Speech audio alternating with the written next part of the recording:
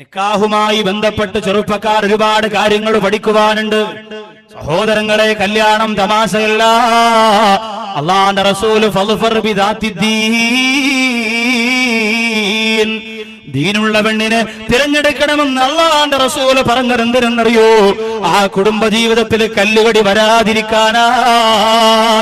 ദീനുള്ള പെണ്ണിനെ തിരഞ്ഞെടുത്താൽ വളരെ ഹൈറാണ്. നീയും അറിയാതെ ദീനുള്ളവനാകും. എത്രയോ പെൺകുട്ടികൾ ഭർത്താക്കന്മാരെ ദീനുള്ളവരാക്കി, എത്രയോ പെൺകുട്ടികൾ ഭർത്താക്കന്മാരെ നിസ്കാരമുള്ളവരാക്കി, എത്രയോ പെൺകുട്ടികൾ ഭർത്തന്റെ പ്രിയപ്പെട്ട കുടുംബത്തെ ദീനീ ചിട്ടയിലൂടെ സഞ്ചരിപ്പിക്കുന്നവരാക്കി. എന്തുകൊണ്ടാണ്? അവരുടെ മനസ്സിന്റെ അകത്ത് അല്ലാഹു കൊടുത്തിരിക്കുന്ന ദീനിന്റെ ഉറപ്പാണ്. അങ്ങനെയുള്ള പെൺകുട്ടികളെ നിങ്ങൾക്ക് കിട്ടാൻ വേണ്ടി നിങ്ങൾ നിസ്കരിച്ചിട്ട് ദുആരക്കണം. കാരണം വലിയ നഷ്ടമാണില്ലെങ്കിൽ വല്ലാത്ത നഷ്ടമാണ്. ഉമ്മ പിണങ്ങുന്നു, ഉപ്പ പിണങ്ങുന്നു, പിന്നെ ജീവിതം കഴിഞ്ഞ് 3-4 മാസം കഴിയുമ്പോ അങ്ങോട്ടും ഇങ്ങോട്ടും തമ്മിലടിയായി, വഴക്കായി, വക്കാണമായി പിറന്നു വീടുന്ന മക്കള് നോക്കി നിൽക്കുമ്പോ കള്ളു കുടിച്ചു കൊണ്ടുവന്ന് പ്രിയപ്പെട്ട മാതാവിന്റെ മുടിക്കൊപ്പിന് പിടിച്ചു ചുവരിലേക്ക് ഇടിച്ചു വെക്കുമ്പോ പ്രിയപ്പെട്ടവരെ, ആ ജീവിതം എത്ര ദുസ്സഹമാണ്. വളർന്നു വരുന്ന മക്കൾ പോലും അവസാനം പറയും, എന്റെ ഉമ്മ മരിച്ചിരുന്നെങ്കിൽ, എന്റെ വാപ്പ മരിച്ചിരുന്നെങ്കിലും ദുആ ചെയ്യുന്ന ഒരു സാഹചര്യത്തിലേക്ക് എത്തിപ്പോകുമെങ്കിൽ ഒരിക്കലും നിക്കാഹ് തമാശയല്ല. അതുകൊണ്ട് ഗൗരവത്തോടെ ദീനുള്ള പെണ്ണിനെ കിട്ടണമെന്ന് തീരുമാനിച്ചോ. അങ്ങനെയുള്ള പെൺകുട്ടിയെ കിട്ടാൻ വേണ്ടി അല്ലാഹുവോട് ദുആറുന്നോ. ദീനുള്ള പെണ്ണെന്ന് പറഞ്ഞ കേവലം ഒരു പർദ്ദയിടുന്ന പെണ്ണല്ല. ഉദ്ദേശം ഇവിടെ അല്ലാഹുവിനെ ഭയന്ന് ജീവിക്കുന്ന പെണ്ണാണ്. ഉമർ ഇബ്നുൽ ഖത്താബ് റളിയല്ലാഹു അൻഹു ഇസ്ലാമിക ചരിത്രത്തിൽ തുല്യതയില്ലാത്ത ഭരണം ലോകത്തിന് സമ്മാനിച്ച ഉമർ ഇബ്നുൽ ഖത്താബ് റളിയല്ലാഹു അൻഹു ഇന്നത്തെ അധികാരി വർഗത്തെ പോലെ ഇലക്ഷന്റെ സമയമാകുമ്പോ പുഞ്ചിരിച്ചുകൊണ്ട് പാവപ്പെട്ട ചുറ്റുമൂലയിൽ ഉമ്മാടെ വീട്ടിന്റെ അകത്ത് വന്ന് കഞ്ഞിക്കലത്തിലേക്ക് തവിയിട്ടിളക്കി കൊടുക്കുമ്പോ ഉമ്മ മനസ്സുകൊണ്ട് കരുതും, അല്ലാഹുവേ, എന്റെ നേതാവല്ലേ ഈ വന്നത്, എന്റെ പാവപ്പെട്ട കുടിലിന്റെ അകത്ത് വന്നോ, ഞാൻ വെച്ചുകൊണ്ടിരിക്കുന്ന കഞ്ഞി ഇളക്കുകയാണോ, ഞാൻ പൊരിച്ചു വെച്ചിരിക്കുന്ന മീൻ കഴിക്കുകയാണോ, ഇത് മനുഷ്യത്വമുള്ള നേതാവെന്ന് പറഞ്ഞ് ഉമ്മാടെയും ഉപ്പാടെയും മക്കളുടെയും എല്ലാ വോട്ടും കൊണ്ടുവന്ന് നേതാവിന് കൊടുത്തിട്ട് പിന്നെ ആ നേതാവിനെ കാണാനില്ല. അങ്ങനെയുള്ള അവസ്ഥയല്ല. അധികാരം കിട്ടിയപ്പോ ഒരു രാത്രി മുഴുവനും ഉറങ്ങാറ് പൊട്ടിക്കരഞ്ഞുകൊണ്ട്, റബ്ബേ, സ്വർഗത്തിലേക്ക് പറക്കാൻ കൊതിക്കുന്ന എന്നെ ഈ അധികാരത്തിൽ ശ്രദ്ധയില്ലാത്തതിന്റെ പേര് നരകത്തിന്റെ പടുങ്കുടിയിലേക്ക് വലിച്ചെറിയല്ലേ അല്ലാ. ഞാൻ ഭരണം നടത്തുമ്പോ എന്റെ പരിസരത്തോടെ പരക്കം പായുന്ന ഒട്ടകത്തിന്റെ കാല് ഒരു കല്ലിൽ തട്ടുകെട്ട് ഇടറി വീണ അതിന് പോലും അല്ലാഹുവോട് കണക്ക് പറയണമല്ലോ എന്ന് ചിന്തിച്ചുകൊണ്ട് പാതിരാത്രി പൊട്ടിക്കരഞ്ഞ ഉമർ ഇബ്നുൽ ഖത്താബ് റളിയല്ലാഹു അൻഹു തന്നോട് പറയാറ് ആരാ സങ്കടപ്പെടുന്നത്, താൻ അറിയാറ് ആരാ കഷ്ടപ്പെടുന്നത്, താൻ അറിയാറ് ആരാ പട്ടിണി കിടക്കുന്നത് എന്നറിയാ വേഷപ്രസന്നനായി രാത്രി സമയത്ത് ഇറങ്ങി നടക്കുകയാണ്. ഏതെങ്കിലും ഒരു കുടിൽ വിശപ്പിന്റെ കരച്ചിൽ കേട്ടാ പൊട്ടിക്കരഞ്ഞുകൊണ്ട് ആ ശബ്ദം കേട്ട ഭാഗത്ത് പരിഹാരത്തിന് നിയമം അനുകൂലിക്കുന്ന അവസ്ഥ കൊടുക്കുന്ന ഭരണാധിപനായിരുന്നു ഉമർ ഇബ്നുൽ ഖത്താബ് റളിയല്ലാഹു അൻഹു. ആ ബഹുമാനപ്പെട്ട മഹാനിങ്ങനെ സഞ്ചരിക്കുമ്പോ രാത്രിയുടെ പകുതി സമയം കഴിഞ്ഞു, നേരം പുലരാറായി. ഒരു കുടിലിന്റെ അകത്ത് തന്റെ പ്രിയപ്പെട്ട ഉമ്മ മോളെ വിളിച്ചുണർത്തിയിട്ട് പറയുന്ന, മോളെ, ഉമർ റളിയല്ലാഹു അൻഹു വിസിറ്റിന് ഇറങ്ങുന്ന സമയമാണ്. ഉമർ ഇബ്നുൽ ഖത്താബ് റളിയല്ലാഹു അൻഹു പരിശോധനക്കിറങ്ങുന്ന സമയമാണ്. അതുകൊണ്ട് പൊന്നുമോളെ, ആ വരുന്നതിന് മുമ്പ് നമ്മുടെ ഉപജീവനത്തിന്റെ മാർഗമായ പാലുണ്ടല്ലോ, ആ പാലിന്റെ അകത്ത് വെള്ളം ചേർക്കുമോളെ. പൊന്നുമോട് കൊടുത്ത മറുപടി എന്തെന്നറിയോ? മക്കളെയും കൊണ്ട് ഉത്സവപ്പറമ്പിൽ പോയി നിരങ്ങുന്ന എന്റെ ഭാഗത്തുള്ള പരിസരത്തുള്ള ഉപ്പമാര് പഠിച്ചോ, പട്ടുറുമാല് കാണാ ഫാമിലിയുടെ 7000ന്റെ ടിക്കറ്റ് എടുത്തിട്ട് ഞെളിഞ്ഞിരുന്ന താടി തടവി കണ്ട എന്റെ പ്രിയപ്പെട്ട ഉപ്പ 17കാരി മൈക്കെടുത്ത് നൃത്തം ചെയ്യുമ്പോ അവരുടെ മാരടം കുലുങ്ങുന്നതും പള്ള പുറത്തു വരുന്നതും കണ്ട് കള്ളുകുടിയന്മാരായ നാണം കെട്ട ചെറുപ്പക്കാര് കൈയെടുക്കുമ്പോ അവരിൽ ഒരാളായ പൊന്നുപോലെ പഠിക്കണം കേട്ടോ. അല്ലാഹു എന്ന് പറയുന്നത് പള്ളിക്കകത്ത് മാത്രമുള്ള സംഭവമല്ല, മക്കയിലും മദീനയിലും ചെന്ന് കരയാ മാത്രമല്ല പടച്ച റബ്ബ്. ആരെങ്കിലും മരിക്കുമ്പോ എന്റെ റബ്ബേ എന്ന് പറഞ്ഞ് മറിഞ്ഞു വീടാനല്ല പടച്ച റബ്ബ്. നിന്റെ നിന്റെ ജീവിതത്തിന്റെ എല്ലാ കോണിലും മുക്കിലും മൂലയിലും അല്ലാഹുവിനെ പേടിക്കണം മോനെ. ഒഴിവാക്കാൻ വലിയ പാടാണെന്നറിയാ. ആഡംബരങ്ങളെയും ആർഭാടങ്ങളെയും അനാവശ്യങ്ങളെയും അനാശാസ്യങ്ങളെയും പുറം കാലുകൊണ്ട് വലിച്ചെറിയാ. നിന്റെ മനസ്സിന്റെ അകത്ത് കൊടിയേറിയിരിക്കുന്ന പിശാച് അനുവദിക്കില്ല എന്നറിയാ. അതിനെ പുറം കാലുകൊണ്ട് വലിച്ചെറിഞ്ഞ് കത്തൂളൊഴിച്ച് കത്തിച്ചിട്ട് സലാത്ത് ചൊല്ലി ദീനിന് വേണ്ടി ഓടി വരുന്ന സടകുടം എഴുന്നേൽക്കുന്ന തക്ബീർ ചൊല്ലിട്ട് സാടി എഴുന്നേൽക്കുന്ന ചുണക്കുട്ടന്മാരാണ് അല്ലാഹുവിന്റെ അർശിന്റെ താഴെ ചെന്നിരിക്കുന്നത് മോനെ. അല്ലാതെ കേവലം ഒരു വാല് കേൾക്കുമ്പോ ഓടി വന്നിരുന്ന മനസ്സിന് സങ്കടം തോന്നിയിട്ട് കാര്യമില്ല.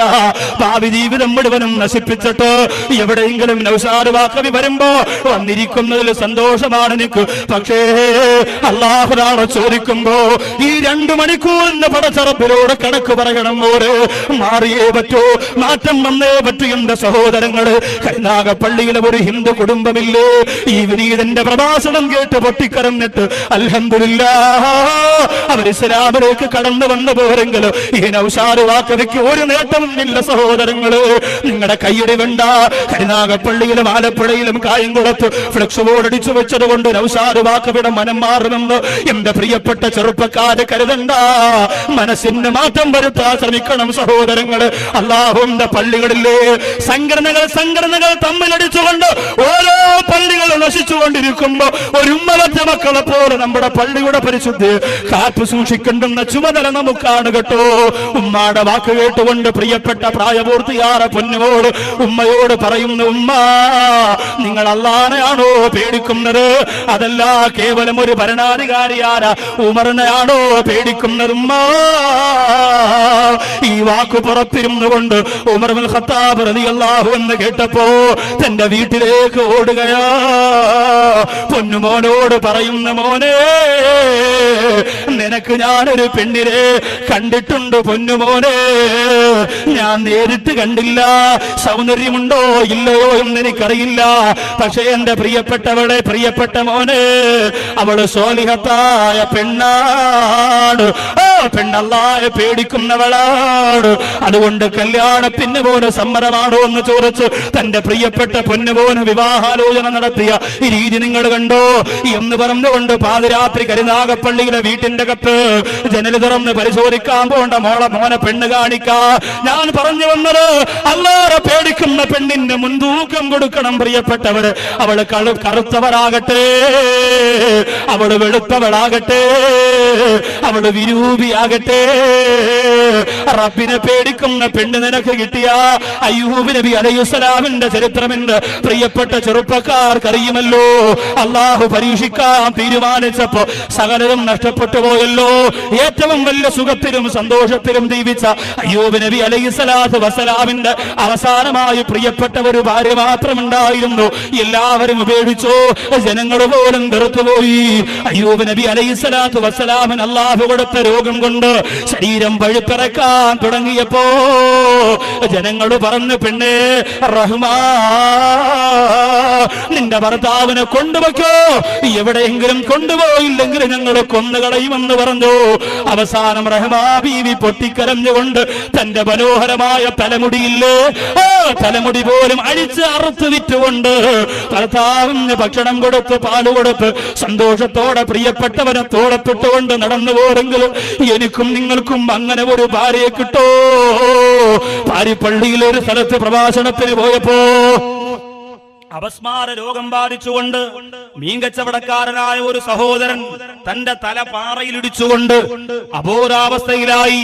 അവസാനം മെഡിക്കൽ കോളേജിലെ വിദഗ്ധരായ ഡോക്ടർമാരുടെ പരിചരണത്തിന്റെ കീഴിൽ ബോധം തിരിച്ചു കിട്ടിയെങ്കിലും ശരീരത്തിന്റെ പകുതിയിലേറെ ഭാഗം സ്തംഭിച്ചുപോയി. കിടന്ന കിടപ്പിൽ മലമൂത്ര വിസർജനം. 2 മക്കളുണ്ട്, സബീറും സബൂറും. ആ 2 പ്രിയപ്പെട്ട മക്കൾ 3ഉം 5ഉം വയസ്സ് പ്രായമായ മക്കൾ. അവിടെ പ്രഭാഷണത്തിന് പോയി ആ സഹോദരനെ കാണാൻ ചെന്നപ്പോ റൂമിലൊക്കെ നല്ല സുഗന്ധം. ആ സഹോദരന്റെ വാപ്പ പറയാണ്, ഉസ്താദ് വന്നതുകൊണ്ട് ചിലപ്പോ ചില റൂമൊക്കെ വൃത്തിയാക്കുമല്ലോ, ഇത് അതുപോലെ വൃത്തിയാക്കിയതല്ല, എന്റെ മരുമോളാ നോക്കുന്നത്. എന്റെ മോന്റെ മലവും മൂത്രവും എന്റെ പ്രിയപ്പെട്ട മരുമോള് വന്ന് വൃത്തിയാക്കി കൊടുക്കും. മനോഹരമായ രീതിയിൽ എന്റെ മകൻ ഒരു സൈഡ് ഇങ്ങനെ കിടന്ന് അടരാൻ തുടങ്ങിയപ്പോ അതിന് പോലും മരുന്ന് വെച്ചുകൊണ്ട് മനോഹരമായി തന്റെ ഭർത്താവിനോടുള്ള കടമ പാലിക്കുന്ന ഒരു പെണ്ണിവിടെയുണ്ട് എന്ന് പറഞ്ഞു. കാണാൻ താല്പര്യം തോന്നിപ്പോയി പ്രിയപ്പെട്ടവർ. ആ സഹോദരി വാതിലിന്റെ മറവിൽ നിന്നുകൊണ്ട് പറഞ്ഞു, എന്റെ ഭർത്താവിന് ഒരിക്കലും എഴുന്നേറ്റ് നടക്കൂല എന്നാണ് ഡോക്ടർ പറഞ്ഞിട്ട്. അങ്ങനെ ഒരു റിസൾട്ട് ഡോക്ടർ പറഞ്ഞാൽ ഏത് ഭാര്യ നോക്കും, പരിചരിക്കും? ഏത് ഭാര്യ നോക്കും? ഭർത്താവ് പറഞ്ഞു അത്രേ ഭാര്യയോട്, വേറെ വിവാഹം കഴിക്കണം, നീ സന്തോഷമായിട്ട് ജീവിക്കണം, എന്റെ മക്കളെ കൂടി നോക്കണം. ആ പ്രിയപ്പെട്ട ഭാര്യ 4-5 വർഷങ്ങളായി എല്ലാ സുഖങ്ങളും സന്തോഷങ്ങളും കളഞ്ഞ് തന്റെ ഭർത്താവിന് വേണ്ടി ജീവിതം മാറ്റിവെക്കുമ്പോൾ ഇതിന് സമാനമായ ഒരു കാര്യമാണ് തിരുവനന്തപുരത്ത് നടന്നത്. വേശ്യാവൃത്തിയുടെ പേരിൽ തലമറച്ച വറുതയിട്ട ഒരു പെണ്ണിനെ വനിതാ പോലീസ് അറസ്റ്റ് ചെയ്ത് കൊണ്ടുവന്നു. സ്റ്റേഷന്റെ അകത്ത് മർദ്ദിച്ചപ്പോൾ ഞാൻ വ്യഭിചാരിണിയല്ലെന്ന് പറഞ്ഞു. നിലത്തേക്ക് അടിച്ചപ്പോൾ, പ്രഹരിച്ചപ്പോൾ നിലത്തേക്ക് തെറിച്ചു വീണ പേഴ്സിന്റെ അകത്ത് നിന്ന് ഗുളികയും അതുപോലെ ഹോസ്പിറ്റലിന്റെ സാധനങ്ങളും തെറിച്ചു വീണു. എന്താണിതെന്ന് ചോദിച്ചപ്പോ തന്റെ ചികിത്സയിൽ കഴിയുന്ന പ്രിയപ്പെട്ട ഭർത്താവ് RCCയിൽ കഴിയുകയാണ്. ചികിത്സയ്ക്ക് കുടുംബക്കാർ തന്ന പണം തീർന്നു പോയി.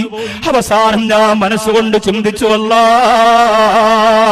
എന്റെ ഭർത്താവിന്റെ ക്യാൻസർ മാറിയിട്ട് തിരിച്ചെനിക്ക് കിട്ടുമെന്നറിയില്ല റബ്ബേ. എന്നാലും ആ സഹോദരി അവസാനം കടം വാങ്ങി, പലിശ വാങ്ങി, എല്ലാം കഴിഞ്ഞു. അവസാനം ചെയ്ത പരിപാടി എന്താ?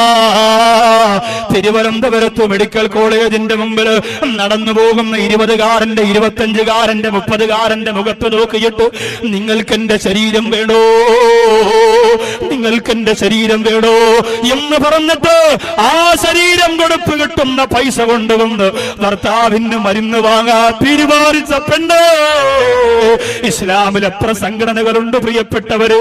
പള്ളിയുടെ മിനാരത്തിന്റെ പെയിന്റ് അടിക്കാർ, ഹൗദിൽ ടൈൽസ് ഒട്ടിക്കാർ, മെമ്പർ തേക്ക് കൊണ്ട് പണിയാനും പണപ്പിരിവ് നടത്തുന്ന പരിപാലകരെ, പള്ളിയുടെ ബാത്റൂമിൽ ടൈലൊട്ടിക്കാനും ഗ്രാനൈറ്റ് ഒട്ടിക്കാനും വേണ്ടി ലക്ഷക്കണക്കിന് രൂപ പള്ളിയുടെ പാവപ്പെട്ടവരിൽ നിന്ന് പിരിച്ചെടുത്തിട്ട് സന്തോഷിക്കുന്ന പരിപാലകരെ, ഈ പാവപ്പെട്ട മുസ്ലിം പെണ്ണിന്റെ അവസ്ഥ കണ്ടോ?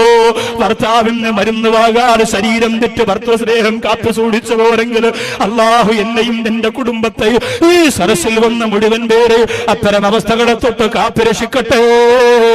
അതുകൊണ്ട് കല്യാണം കളിയല്ല ചെറുപ്പക്കാരാ. സ്വാലിഹത്തായ ഒരു ഭാര്യയോ നിനക്ക് കിട്ടിയ ഒരു സങ്കടം വേണ്ട. അറിയാതെ നിന്റെ കടം തീരുമല്ലോ, നിന്റെ വേദന മാറുമല്ലോ, നിന്റെ പ്രയാസമകലുമല്ലോ. അള്ളാഹു നമ്മുടെ കുടുംബത്തിലുള്ള സ്ത്രീകള് അല്ലാതെ പേടിച്ചു കരയുന്ന സ്ത്രീകളാക്കി മഗ്‌രിബിന്റെ സമയത്ത് സീരിയലിന്റെ മുമ്പിൽ ഇരിക്കുന്നതിനെ തൊട്ട് അള്ളാഹു അവരെയും നമ്മളെയും കാത്തുരക്ഷിക്കട്ടെ. അങ്ങനെയുള്ള പെൺകുട്ടികളെ കിട്ടിയാലുള്ള ഉപയോഗം അതാണ്. പിന്നെയോ അള്ളാഹു പറയുകയാണ്, സാമ്പത്തിക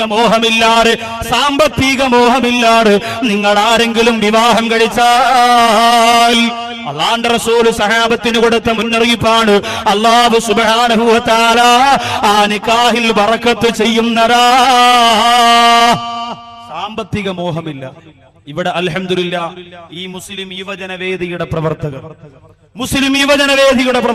അള്ളാഹുവിനെ സാക്ഷി നിർത്തിയിട്ട് ആ പാവപ്പെട്ട സഹോദരങ്ങൾ എന്നോട് പറഞ്ഞു, ഉസ്താദേ, ഇത്രയും ദിവസത്തെ പരിപാടി ഇവിടെ കഴിയുമ്പോ ആര് ഈ പരിപാടിയുടെ ചിലവ് കഴിഞ്ഞു ബാക്കി എത്ര രൂപ വന്നാലും ഉസ്താദേ, 1 രൂപ പോലും ഒരാവശ്യത്തിനും ബാക്കി മാറ്റാതെ പാവപ്പെട്ട പെൺകുട്ടിയുടെ നിക്കാഹിന് വേണ്ടി മാത്രം കൊടുക്കുമെന്ന് അള്ളാഹയെ സാക്ഷി നിർത്തി അവർ പറഞ്ഞിട്ടുണ്ട്. റബ്ബ് അതിനുള്ള ഭാഗ്യം അവർക്ക് കൊടുക്കുമാറാകട്ടെ.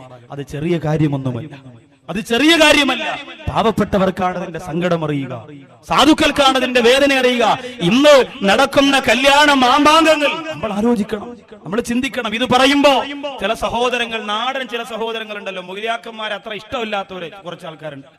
മുഗിലിയാക്കന്മാർ ഇങ്ങനെ മൈക്ക് കിട്ടുമ്പോ പലതും പറയും എന്നിങ്ങനെ ചിന്തിക്കുന്ന കുറച്ച് നാടൻ ആൾക്കാർ ഈ കാലഘട്ടത്തിലുണ്ട്. അത് വേറൊന്നും കൊണ്ടല്ല, അവർക്ക് ഇടയ്ക്കിടയ്ക്കിട്ട് താങ്ങുന്നത് കൊണ്ട്. അതുകൊണ്ട് വെള്ളിയാഴ്ച ഇരുന്ന് മുസ്ലിയാര് ഏതെങ്കിലും മുമ്പിലിരിക്കുന്നവർക്കെതിരായിട്ട് പ്രസംഗിച്ചാൽ എങ്ങനെയെങ്കിലും തിരിപ്പ് വെച്ച് കൃത്രിമം ഉണ്ടാക്കി മുഗിലാർക്കെതിരെ നോട്ടീസ് ഓടിച്ചിറക്കി എങ്ങനെയും പറഞ്ഞു വിട്ട് കബൂലാക്കണം എന്നുള്ള ചിന്ത ഒരുപാട് പേർക്കുണ്ട്. പല സ്ഥലത്തും നടന്നുകൊണ്ടിരിക്കുന്ന റബ്ബ് കാത്തിരക്ഷിക്കട്ടെ. മുസ്ലിയാക്കന്മാരും കുറച്ച് ശ്രദ്ധിക്കണം. കയറി വന്നു സെക്രട്ടറി എന്ന് പറഞ്ഞു, അതോ സെക്രട്ടറി ഭയങ്കര തങ്ങളാണ് എന്ന് പറഞ്ഞ് ഓട്ടം കിടക്കും. അവസാനം സെക്രട്ടറി പണി തരുമ്പോഴാണ് ഓടുന്ന ഓട്ടം കാണും. എല്ലാരും നിർത്തേണ്ട സ്ഥലത്ത് നിർത്തിയാൽ അഭിമാനത്തോടെ ജോലി ചെയ്യാം, ഒരു സംശയവും ആ കാര്യത്തിലില്ല. ചെന്ന് കയറുമ്പോ 1000 രൂപ ശമ്പളം കൂട്ടിത്തതെന്ന് പറഞ്ഞു എല്ലാ ജുമയ്ക്കും കയറിയിട്ട് മഹാനായ പ്രസിഡന്റാണ് ഇതോ കടന്നു വരുന്നത് കണ്ടോ മക്കള്, നമ്മുടെ പള്ളികൾ നിറകുടമാണ്. മുസ്ലിയാർ ഇങ്ങനെ നീട്ടി അങ്ങ് പ്രസംഗിക്കും. മുസ്ലിയാർ ഈ ഇത് കേൾക്കുമ്പോ പ്രസിഡന്റ് സെക്രട്ടറി 4 അടി അങ്ങ് പോകും. അവസാനം എന്ത് ചെയ്യും? മൊയിലാരിക്ക് പണി കിട്ടുമ്പോ ആരും കൂടെ കാണൂല. അതാണ് അവസ്ഥ. അതുകൊണ്ട് മുസ്ലിയാക്കന്മാർ ഇത്തിരി ശ്രദ്ധിക്കണം. പൈസയൊക്കെ കൊണ്ട് പലരും വരും. നമ്മൾ ശ്രദ്ധിച്ചില്ലെങ്കിൽ നമുക്കെതിരെ നോട്ടീസ് ഇറങ്ങും, പോസ്റ്റർ ഒട്ടിക്കും, ആകെ കുഴപ്പം. അതിന്റെ നോട്ടീസ് അല്ല, വാണിഭം വരും. ചേമ്പും ചേനയും കൊണ്ട് ഇവരായില്ല മോള് വന്നടാ എന്നൊക്കെ പറയും. അള്ള കാക്കട്ടെ. അതുകൊണ്ട് മരച്ചീനിയും പുളിമുളകൊക്കെ തിന്നാൻ നല്ല രസമായിരിക്കും. നോട്ടീസ് വരുമ്പോഴാണ് രസം കുറയാ. അത് ശ്രദ്ധിച്ചില്ലെങ്കിൽ അപകടമാണ്. അള്ളാഹു കാക്കട്ടെ. പിന്നെ വേറൊന്നും പറഞ്ഞിട്ട് കാര്യമില്ലല്ലോ. നമ്മുടെ ഉസ്താദുമാരുണ്ടല്ലോ, ദാരിദ്ര്യത്തിന്റെ നീർച്ചുഴിയിൽ കിടന്ന് കഷ്ടപ്പെടുന്നവർ. ഒരു ബറക്കത്തെന്ന് പറഞ്ഞാൽ അവർക്ക് കിട്ടുന്ന 2000 രൂപയുണ്ട്, അല്ലെങ്കിൽ 3000 രൂപ. അതിനൊരു വല്ലാത്ത ബറക്കത്ത്. 10000 രൂപ ചിറ്റിമൂലയിൽ ശമ്പളം വാങ്ങുന്ന ഗവൺമെന്റ് ഉദ്യോഗസ്ഥന്റെ ചിലവ് നടന്നില്ലെങ്കിലും 1500 രൂപ വാങ്ങിച്ച് പള്ളിയിൽ ചോറെടുക്കാൻ നിൽക്കണ പയ്യന് ഒരു ടെൻഷനും ഇല്ല. അവന്റെ കയ്യിൽ നിന്ന് വേണമെങ്കിൽ ഇങ്ങേക്ക് 100 രൂപ കടം കൊടുക്കും, ചമ്പ് വെച്ച് വാക്കാന്നും പറഞ്ഞു. കാരണം എന്താ? എവന്റെ പൈസ ഉണ്ടല്ലോ, അത് ബറക്കത്തുള്ളതാണ്. അത് അള്ളാന്റെ പള്ളിയുമായി ബന്ധപ്പെട്ട് കിട്ടുന്ന പൈസ ബറക്കത്തുള്ളതാണ് എന്നും പറഞ്ഞ് കാണിക്കപ്പെട്ട് അടിച്ചു മാറ്റാൻ നിൽക്കണ്ട. ഞാൻ നിലമേലൊരു ഭാഗത്ത് വാഴോട് പ്രസംഗത്തിന് വേണ്ടി പോയപ്പോൾ ആംപ്ലിഫയർ അടിച്ചുകൊണ്ട് പോയി ആരോ ഉച്ചയ്ക്ക്. കാരണം ഇലക്ഷന്റെ സമയമാണല്ലോ, ഫ്രീ ആയിട്ട് വണ്ടിയിൽ ഇത് വെച്ച് ഇങ്ങനെ കൊണ്ടുപോയാൽ അത്രയെങ്കിലും ലാഭം കിട്ടുമല്ലോ. പള്ളിയെ തക്കാവിൽ ആംപ്ലിഫയർ കൊണ്ടുപോയി. പോരുവഴി ഒരു സ്ഥലത്ത് ഞാൻ പ്രസംഗിക്കാൻ പോയി. അന്ന് ഒരു ഇത്തിരി വലിയ വണ്ടിയിലാണ് വന്നത്. എന്റെ വണ്ടിയൊന്നുമല്ല, വേറെ വിളിച്ചു പറഞ്ഞ വണ്ടി. അതിന്റെ അടിയിൽ 2 LED ബൾബ് പൊട്ടിച്ച് വെച്ചിരുന്നു. പ്രസംഗം കഴിഞ്ഞപ്പോൾ അതാരാ ഊരിക്കൊണ്ടുപോയി. സാറേ ഞാൻ പറഞ്ഞു എന്റെ ഹെൽമെറ്റ് എങ്കിലും ഇനി തിരിച്ചു തരണം, ഞാൻ പോട്ടെ. എല്ലാം എല്ലാ പള്ളി ഇതൊക്കെ ബറക്കത്തുള്ള സാധനമാണ്. ഇഷ്ടം ചില പള്ളികളിൽ ചെന്നാലുണ്ടല്ലോ, ഉസ്താദ് മാരിമസ്കാരത്തിന് കയറുമ്പോൾ ഉസ്താദിന്റെ റൂമിൽ നിന്ന് മൊബൈലും പേഴ്സും അടിച്ചു മാറ്റിക്കൊണ്ടെങ്കിൽ എല്ലാവരും 3-ാം പാതയ്ക്ക് പോയി എണ്ണി ഇപ്പോൾ വീട്ടിൽ പോകുമ്പോൾ പത്രത്തിന് കൊടുക്കാം, പാലിന് കൊടുക്കാം, പെണ്ണുപിള്ളെ കൊണ്ട് കന്യാകുമാരി പോകാൻ പറഞ്ഞ് അടുക്കി വെച്ചിരുന്നത് എല്ലാം കൂടെ കൊണ്ടുപോകും. കാരണം ബറക്കത്തുള്ള പൈസയാണ് കള്ളന്മാർക്ക് ഇപ്പോൾ ആവശ്യം. അവർ പറഞ്ഞ ബാക്കിയുള്ള സ്ഥലത്ത് നമ്മൾ പോയി കിടന്ന് കഷ്ടപ്പെടുന്നത് ഇതാകുമ്പോൾ നല്ല റാഹത്താണ്. ഓരോ പൈസയിലും ഓരോ ആയത്തിന്റെ മണം, സലാത്തിന്റെ ഗുണം. ഒരു ബുദ്ധിമുട്ട് അങ്ങനെ കൊണ്ടുപോകാം. ഒരുപാട് അനുഭവിക്കും. റബ്ബ് കാക്കട്ടെ. പള്ളിയുടെ പൈസ ഉണ്ടല്ലോ, പള്ളിയുടെ പൈസ. ചില ആൾക്കാർ ബബിൾക്കും കാലിലൊട്ടിച്ചുകൊണ്ട് കടുവപ്പള്ളിയുടെ മുമ്പ് കൂടെ ഒറ്റ ഓട്ടമാണ്. അങ്ങനെ എന്നിട്ട് തുള്ളി പറക്കി കവറിനകത്തിട്ടുണ്ടെങ്കിൽ ചവിട്ടല്ലടാ എടാ അവൻ കൊള്ള ഉസ്താദെ പെട്ടെന്ന് കല്യാണത്തിന്റെ കാര്യം പറയാം. നിങ്ങൾ ബാക്കിയുള്ള കാര്യം കാലിട്ട് തറ അടിച്ചെടുത്ത് ശരി അതിലേക്ക് മടങ്ങി വരാം. ഞാൻ അടിച്ച് സ്റ്റേജ് വിളിച്ചിരുന്നെങ്കിൽ പറഞ്ഞുതരാം കേട്ടോ. പ്രിയമുള്ള സഹോദരങ്ങളെ, ഞാൻ പറഞ്ഞു വന്നത് അങ്ങനെ ഒരുപാട് സ്ഥലങ്ങളിൽ ചെറിയ ചെറിയ കാര്യങ്ങൾക്ക് വേണ്ടി, ആവശ്യമില്ലാത്ത കാര്യങ്ങൾക്ക് വേണ്ടി കോടികൾ ചിലവഴിക്കുമ്പോൾ ഭർത്താവിനോടുള്ള സ്നേഹം കൊണ്ട് ചികിത്സിക്കാൻ പൈസ ഇല്ലാതെ തന്റെ ശരീരം വിറ്റുകൊണ്ട് ചികിത്സ നടത്തിയ പെണ്ണിന്റെ കഥയുണ്ടല്ലോ. അത് പത്രത്തിലൂടെ വായിച്ച് ഞെട്ടിത്തെറിച്ചിട്ട് അറിയാതെ വിഷമിക്കണ്ട മോനെ. നിന്റെ കുടുംബത്തിലും നിന്റെ നാട്ടിലും ഇങ്ങനെ ഒരു സംഭവം നടക്കാതിരിക്കാൻ അല്ലാഹുവോട് ദുആ ചെയ്തിട്ട് പരിശ്രമിച്ചോ. എത്രയോ സ്ഥലങ്ങളിൽ നമ്മൾ കാണുന്നുണ്ടല്ലോ, പള്ളികളുടെ മുറ്റത്ത് മോളെ കെട്ടിക്കണമെന്ന് പറഞ്ഞ് നമ്മൾ ആലോചിച്ച് ഇതിനും മാത്രം യതീം മക്കൾ എവിടെയാ നമ്മുടെ നാട്ടിലുള്ളത് നമ്മൾ ചോദിക്കുമല്ലോ. പക്ഷേ യഥാർത്ഥ പാവപ്പെട്ടവരെ സഹായിക്കുന്നത് വളരെ കുറവാണ്. അർഹതപ്പെടാത്തവരെ ചമഞ്ഞുകൊണ്ട് പലതും കൊണ്ടുപോകുമ്പോ അർഹതപ്പെട്ടവർക്കൊരു നാണയത്തൊട്ട് പോലും പലപ്പോഴും കിട്ടുന്നില്ല. വല്ലാഹു ഫീ ഔനിൽ അബ്ദി മാ കാനൽ അബ്ദു ഫീ ഔനി അഖീ. അല്ലാഹു ഒരു സഹോദരനെ സഹായിക്കുന്നത് എപ്പോഴെന്നറിയോ? ആ സഹോദരൻ മറ്റൊരാളെ സഹായിക്കുമ്പോഴാണ്. പെമ്മക്കളുള്ള ഉപ്പമാര് മറ്റു പെമ്മക്കളുടെ നിക്കാഹിന് വേണ്ടി നിങ്ങളുടെ സഹായം ചെയ്തു കൊടുത്ത അൽഹംദുലില്ലാഹ് നിങ്ങൾക്കും അല്ലാഹു നല്ല കുടുംബജീവിതം നിങ്ങളുടെ മക്കൾക്കും അല്ലാഹു തരുന്നതാണ് കേട്ടോ. അബ്ദുറഹ്മാൻ ഇബ്നു ഔഫ് റളിയല്ലാഹു അൻഹുവിന്റെ ചരിത്രം നിങ്ങൾ കേട്ടിരിക്കുമല്ലോ. വളരെ മനോഹരമാണ്, വളരെ സന്തോഷമാണ്. ഞാനിത് പറയുന്നതെന്തിനെന്നറിയോ? കല്യാണത്തിന്റെ വിഷയത്തിൽ പണം മോഹിക്കാതിരിക്കാനാണ്. മൗലിയാക്കന്മാരിങ്ങനെ പറഞ്ഞിട്ട് അവര് കാണിക്കുന്നത് വേണ്ടാത്തതാണല്ലോ എന്ന് പറയുന്ന കൃത്രിമത്വത്തിന്റെ ചിന്തയുള്ള എന്റെ പ്രിയപ്പെട്ടവരാരെങ്കിലും ഈ ശബ്ദം ശ്രവിക്കുന്നെങ്കിൽ അവരോട് എനിക്ക് പറയാനുള്ളത്, ഞാൻ ഈ കുടുംബജീവിതത്തെ കുറിച്ച് പറയുമ്പോ നിങ്ങൾക്ക് എന്റെ വിവാഹത്തെ കുറിച്ച് അന്വേഷിക്കാ, എന്റെ കല്യാണത്തിന്റെ രീതി എന്തായിരുന്നു എന്ന് അന്വേഷിക്കാ, എന്റെ കുടുംബജീവിതത്തെ കുറിച്ച് എന്റെ ഭാര്യ എവിടെയാണ് അവിടെ പോയിട്ട് കുടുംബക്കാരോട് നിങ്ങൾക്ക് അന്വേഷിക്കാ. ഞാൻ വെട്ടിത്തുറന്ന് ധൈര്യപൂർവ്വം പറയുന്നത് എന്തുകൊണ്ടെന്നറിയോ? പണം മോഹിക്കാറ്. വാപ്പ പറഞ്ഞു, മാമ പറഞ്ഞു, കൊച്ചാപ്പ പറഞ്ഞു എന്നൊക്കെ പറഞ്ഞ് ഇങ്ങനെ ഓരോ പവനിങ്ങനെ തലേ ദിവസം വരെ ഫോൺ വിളിച്ചു കൂട്ടി വാങ്ങാറ്. എന്റെ പ്രിയപ്പെട്ട ചെറുപ്പക്കാരാ, നാട്ടിലെത്രയോ പാവപ്പെട്ടവരുണ്ട്. ഒന്നെങ്കിൽ അവരെ നിക്കാഹ് കഴിക്കാ, ഇല്ലെങ്കിൽ അവരുടെ നിക്കാഹിനൊരു വലിയ ധനസഹാരം കൊടുക്കാ. തീരുമാനിച്ച അല്ലാഹു ചെയ്യുന്ന പുണ്യം വലുത്. അബ്ദുറഹ്മാൻ ഇബ്നു ഔഫ് റളിയല്ലാഹു അൻഹു അല്ലാഹുവിന്റെ റസൂലിന്റെ ഇഷ്ടക്കാരനാണ്. എന്തുകൊണ്ടെന്നറിയോ? ധാരാളം പണമുണ്ടായിരുന്നു. ആ പണം മുഴുവനും അല്ലാഹുവിന്റെ ദീനിന് കൊടുത്ത ആളാ അബ്ദുറഹ്മാൻ ഇബ്നു ഔഫ്. ശരിക്കും കാശുണ്ടായിരുന്നു. അല്ലാഹു സമ്പത്ത് കൊടുത്ത് അനുഗ്രഹിച്ച ഒരു സഹാബി. പക്ഷേ അബ്ദുറഹ്മാൻ ഇബ്നു ഔഫ് റളിയല്ലാഹു അൻഹു നബിതങ്ങളോട് ഇസ്ലാമരവുമായി വിശ്വസിച്ചുകൊണ്ട് കടന്നു വന്നു. പാപ്പരത്വത്തിന്റെ പടുംകുടിയിലേക്ക് വീണു. എല്ലാം ദീനിന് സമർപ്പിച്ചുകൊണ്ട് അവസാനം കഷ്ടപ്പാടിലെത്തി. പകുതി റൊട്ടി കൊണ്ട് 6 ദിവസം വരെ കഴിച്ചു കൂട്ടേണ്ടുന്ന അവസ്ഥ ബഹുമാനപ്പെട്ട അബ്ദുറഹ്മാൻ ഇബ്നു ഔഫ് റളിയല്ലാഹു അൻഹുവിന് വന്നിട്ടുണ്ട്. പ്രിയപ്പെട്ടവരെ, അല്ലാഹുവിന്റെ ഹബീബിന്റെ അടുത്ത് വന്നിട്ട് അബ്ദുറഹ്മാൻ ഇബ്നു ഔഫ് റളിയല്ലാഹു അൻഹു പറഞ്ഞു, നബിയേ, ഞാനിതാ കച്ചവടത്തിനു വേണ്ടി പോകാൻ പോവാണ്, അങ്ങ് ദ്വാരക്കണമെന്ന് പറഞ്ഞ് മുസാഫഹത്ത് ചെയ്യുമ്പോ മാലാഖ ജിബ്രീൽ അലൈഹിസ്സലാത്തു വസ്സലാം വന്നുകൊണ്ട് പറയുന്നു, യാ റസൂലല്ലാഹ്, അല്ലാഹുവിന്റെ നബിയേ, അബ്ദുറഹ്മാൻ ഇബ്നു ഔഫിനെ അങ്ങേക്ക് വല്ലാത്ത ഇഷ്ടമാണല്ലോ, അങ്ങ് അദ്ദേഹത്തെ കാണാൻ ഒരുപാട് കൊതിക്കുന്നയാളാണല്ലോ, ഓരോ ദിവസവും അദ്ദേഹത്തിന്റെ ഭൂമുഖം കാണാ തങ്ങൾ ഒരുപാട് മോഹിക്കുമല്ലോ. നബിയേ, അബ്ദുറഹ്മാൻ ഇബ്നു ഔഫ് റളിയല്ലാഹു അൻഹു ഇന്ന് കച്ചവടത്തിന് പോയാൽ മടങ്ങി വരൂല നബിയേ, ഈ യാത്രയിൽ വെച്ച് മരണപ്പെടുമെന്ന് പറഞ്ഞപ്പോ അല്ലാഹുവിന്റെ റസൂൽ ഞെട്ടിപ്പോയി. അബ്ദുറഹ്മാൻ ഇബ്നു ഔഫ് റളിയല്ലാഹു അൻഹു മുസാഫഹത്ത് ചെയ്യുമ്പോ വാരി പുണർന്നുകൊണ്ട് റസൂലുള്ള പൊട്ടിക്കരഞ്ഞു. അബ്ദുറഹ്മാൻ ഇബ്നു ഔഫ് റളിയല്ലാഹു അൻഹു അത്ഭുതപ്പെട്ടു പോയി. എന്തേ നബിതങ്ങൾ എന്തേ കണ്ണു നിറഞ്ഞത്? അല്ലാഹുവിന്റെ റസൂൽ എന്തേ പൊട്ടിക്കരഞ്ഞത്? ഒന്നും ചോദിച്ചില്ല. യാത്രാസംഘം പോയി. നാട്ടിലുണ്ടാകുന്ന സഹാബത്ത് നബിതങ്ങളോട് ചോദിക്കുന്നു, നബിയേ, അബ്ദുറഹ്മാൻ ഇബ്നു ഔഫിനെ യാത്രയാക്കുമ്പോ അങ്ങ് എന്തിനാണ് കരഞ്ഞത് നബിയേ? ഒരു ദിവസവും ഇല്ലാത്തതുപോലെ എന്തിനാണ് വാരി പുണർന്നത് നബിയേ?